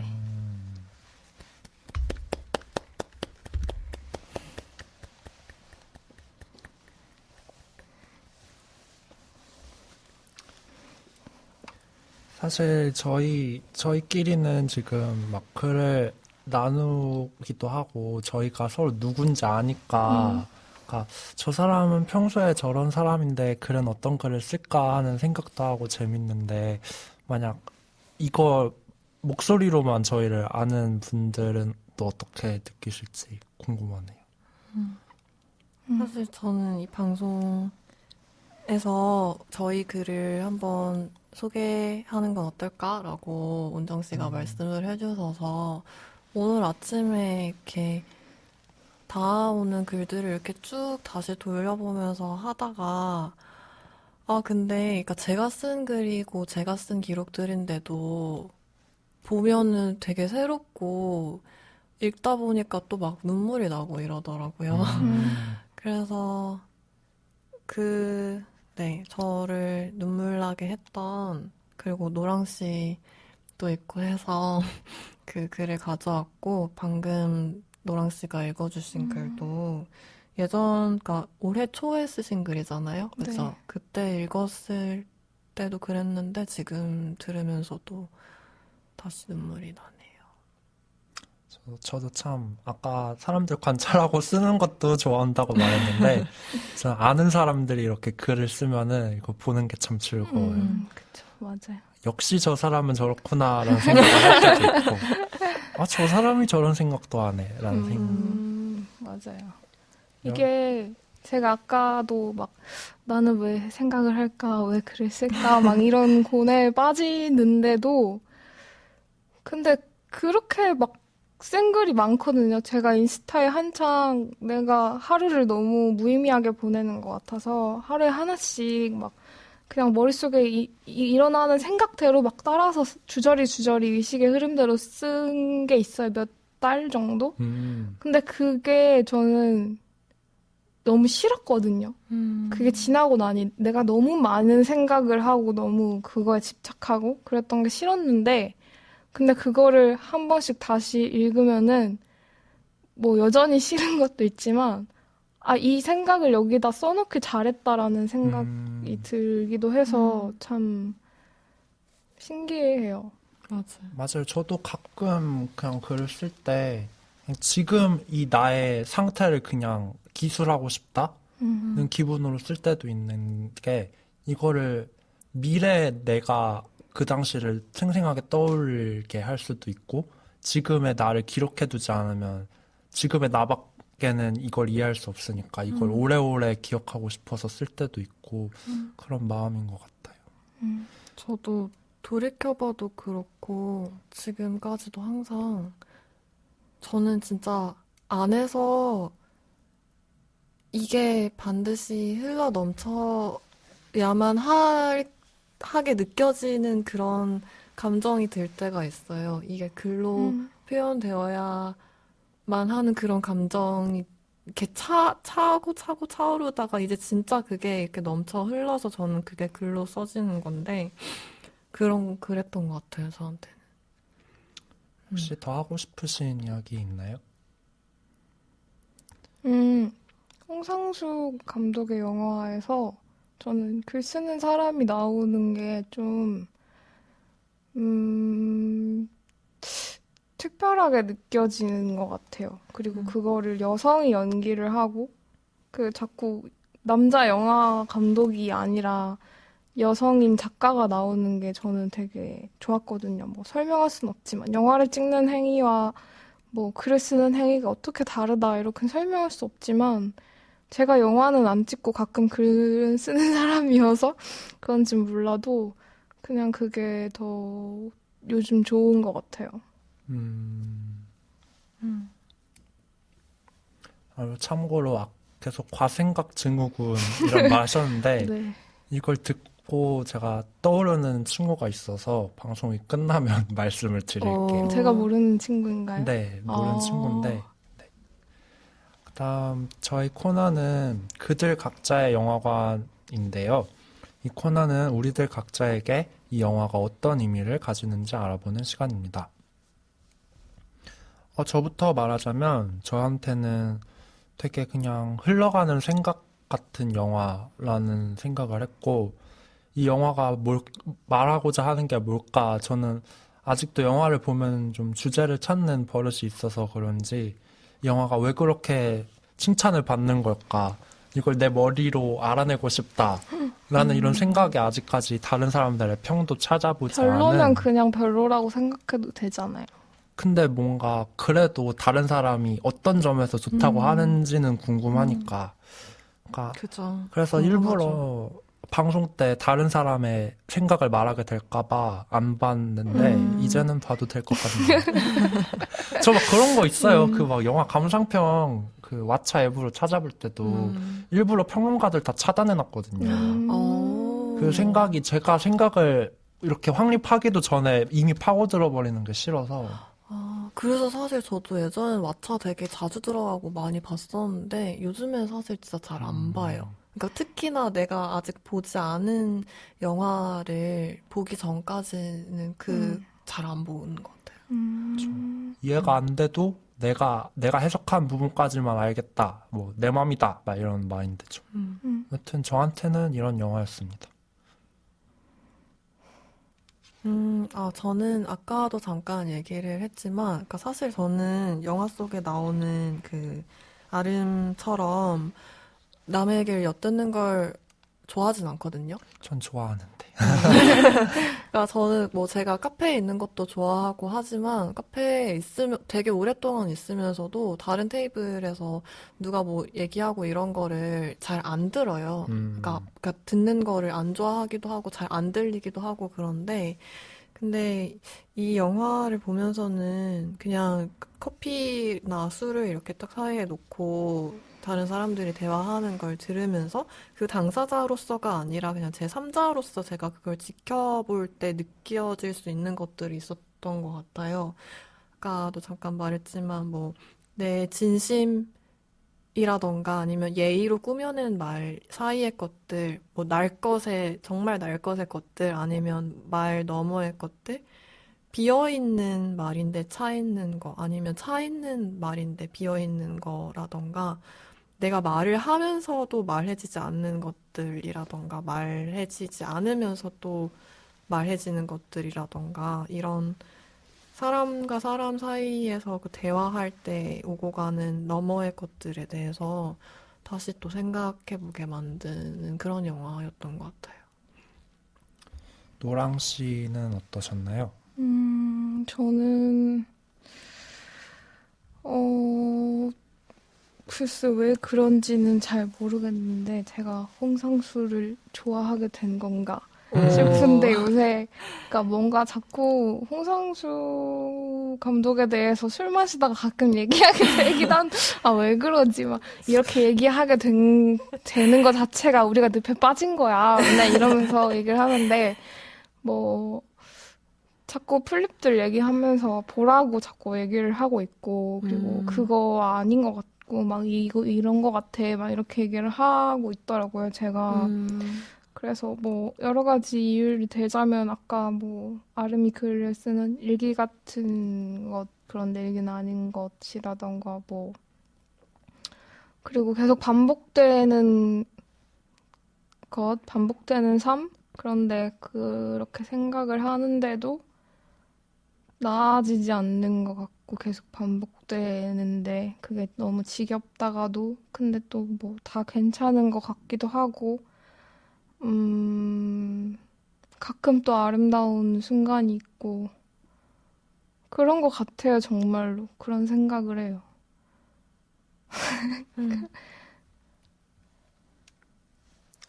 네, 다음 코너로 넘어갈까요? 다음 코너는 당신을 위한 영화관입니다. 이 영화를 상영한다면 누구에게 어디서 어떤 방식으로 보여주고 싶은지에 대해 얘기하는 시간인데요. 저는 아름이 그랬듯이 남들의 자질구레한 일상을 관찰하는 거를 즐기는 사람이 보면은 그냥 관찰자의 시선으로 이 모든 흘러가는 사건들을 편안하게 멀리서 볼 수 있을 것 같아요. 그래서 그런 분들이 보면 재밌을 것 같다는 생각을 했습니다. 다른 분들은요? 저는 그런 분들을 봐도 좋을 것 같은데, 오히려 저처럼, 그러니까 다른 사람들 얘기를 엿듣는 거나 듣는 것에 익숙하지 않았던, 그러니까 내가 소속된 집단이 아닌 다른 너머의 어떤 내가 모르는 사람들의 그런 이야기를 뭔가 평소 일상에서는 익숙하지 않았지만 이 영화를 통해 다시 접하게 되면서 또 그게 또 내 일상 속에서 그런 사람들을 만났을 때 새롭게 들려지는 경험이 또 있더라고요. 이 영화를 보고 나니까. 그래서 뭔가 그런 분들한테도 추천합니다. 저는, 아까 라임이 전해주셨는데, 오지아 스즈로 감독님 좋아하신다고, 네. 홍상수 감독님이. 근데 오지아 스즈로 감독님도 같은 배우 계속 가져다 쓰시거든요. 그리고 그 배우가 계속 아버지로 나온다던가, 그 맞아요. 배우 친구가 계속 친구로 나와서 계속 비슷한 대화를 하고, 뭐, 딸은 계속 딸로 나오고, 그 비슷한 사건, 가족 간의 사건이 계속 반복되고, 그런 게 있어요. 오즈도 오즈만의 공간이 있고, 그게 좀 현실 세계와는 다른, 다담이. 그쵸, 그쵸. 그런 게 있는데, 근데 이게 뭐, 별로 살면서 느껴보지 않아도 될 즐거움일 수도 있는데, 근데 그 영화들을 몇 편씩 계속 연결되다 보면, 여기 있는 사람이 저기도 가 있고, 저기도 가 있고, 근데 비슷한데 조금씩 다른 게 연결되면서 생겨나는 또 다른 이해가 있고, 그런 뭔가 새롭게 발견하는 재미라던가 그런 게 있거든요. 홍성수 감독님도 뭐 계속 같은 사람이 비슷하게 나오고 그러잖아요. 비슷한 사건들이 계속 일어나고. 근데 그게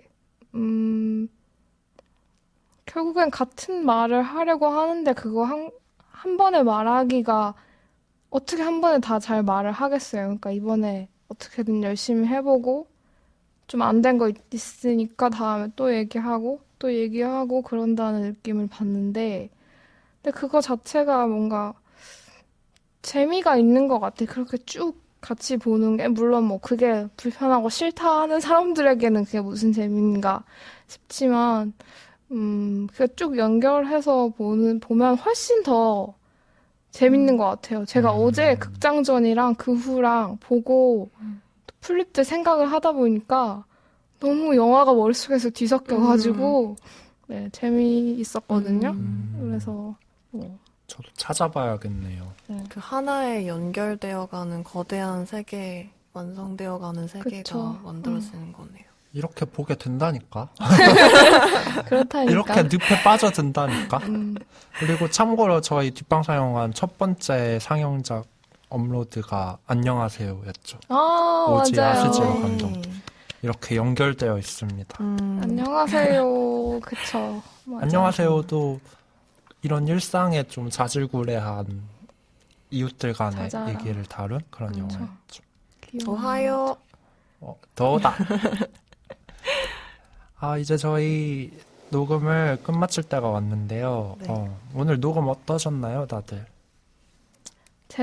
저는 사실 오늘 내일 얘기를 해야지? 이러면서 왔는데, 근데 좀 이렇게 차분히 가라앉히고 얘기를 하고 싶었거든요. 근데 왜 이렇게 방송을 시작해서 흥분해서 그런지 아니면 내일 때문에 흥분을 해서 그런지 넬로 이미 시작을 했어, 일상 얘기 때. 너무 막 이렇게 막 와다다 얘기를 한 것 같아서 좀 아쉬웠어요, 그게. 와다다 얘기한 것 네, 같아서. 너무 막 이러면서 얘기를 한 것 같아서. 그래요? 그렇게 느껴지진 않았어요. 아, 그래요? 그럼 넬 다행이네. 얘기할 땐 좀 그랬어요. 라임 씨는 어떠셨나요?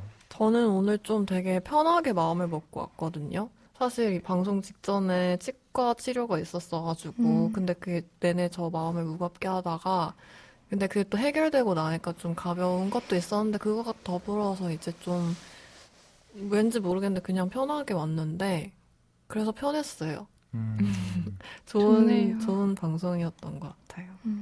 저는 이 영화 좀 걱정을 했거든요. 막 저도 잘 생각이 정리가 안 되고 뭘 말하고자 했던 걸까 막 이런 혼란스러운 마음으로 왔는데 그냥 이 영화처럼 그냥 흘러가듯이 이런저런 얘기하면서 저 오늘 되게 그 온정 씨랑 똑같았거든요. 저도 그냥 남들 얘기 더 많이 들어야지 이러고 왔는데. 그래야지 했는데 그냥 흘러가듯이 그냥 잘 돼서 다행이었고 여러분이 쓴 글을 제가 또 염탐을 하고 싶네요. 전 몰래 다 보고 온정의 있습니다. 글은 언제쯤 볼 수 있나요, 도대체? 저 아이디도 없지만 인스타 몰래 들어와가지고 정말 어렵게 막 링크 타고 들어가서 몰래 보고 다시 아이디 누르고 다시 내려서 보고 막 아이고, 그렇구나. 제가 이런 사람입니다. 저 요즘 아니에요. 뭐죠? 아니에요. 제 글은 언젠가 준비가 되면 보여드리는 걸로 하고 네. 이제 노랑 씨가 클로징 멘트 해주실까요? 상영이 끝났으니 계단 조심하셔서 천천히 나가주시기 바랍니다. 다음 영화도 기대해주세요. 안녕. 또 만나요. 감사합니다. 감사합니다.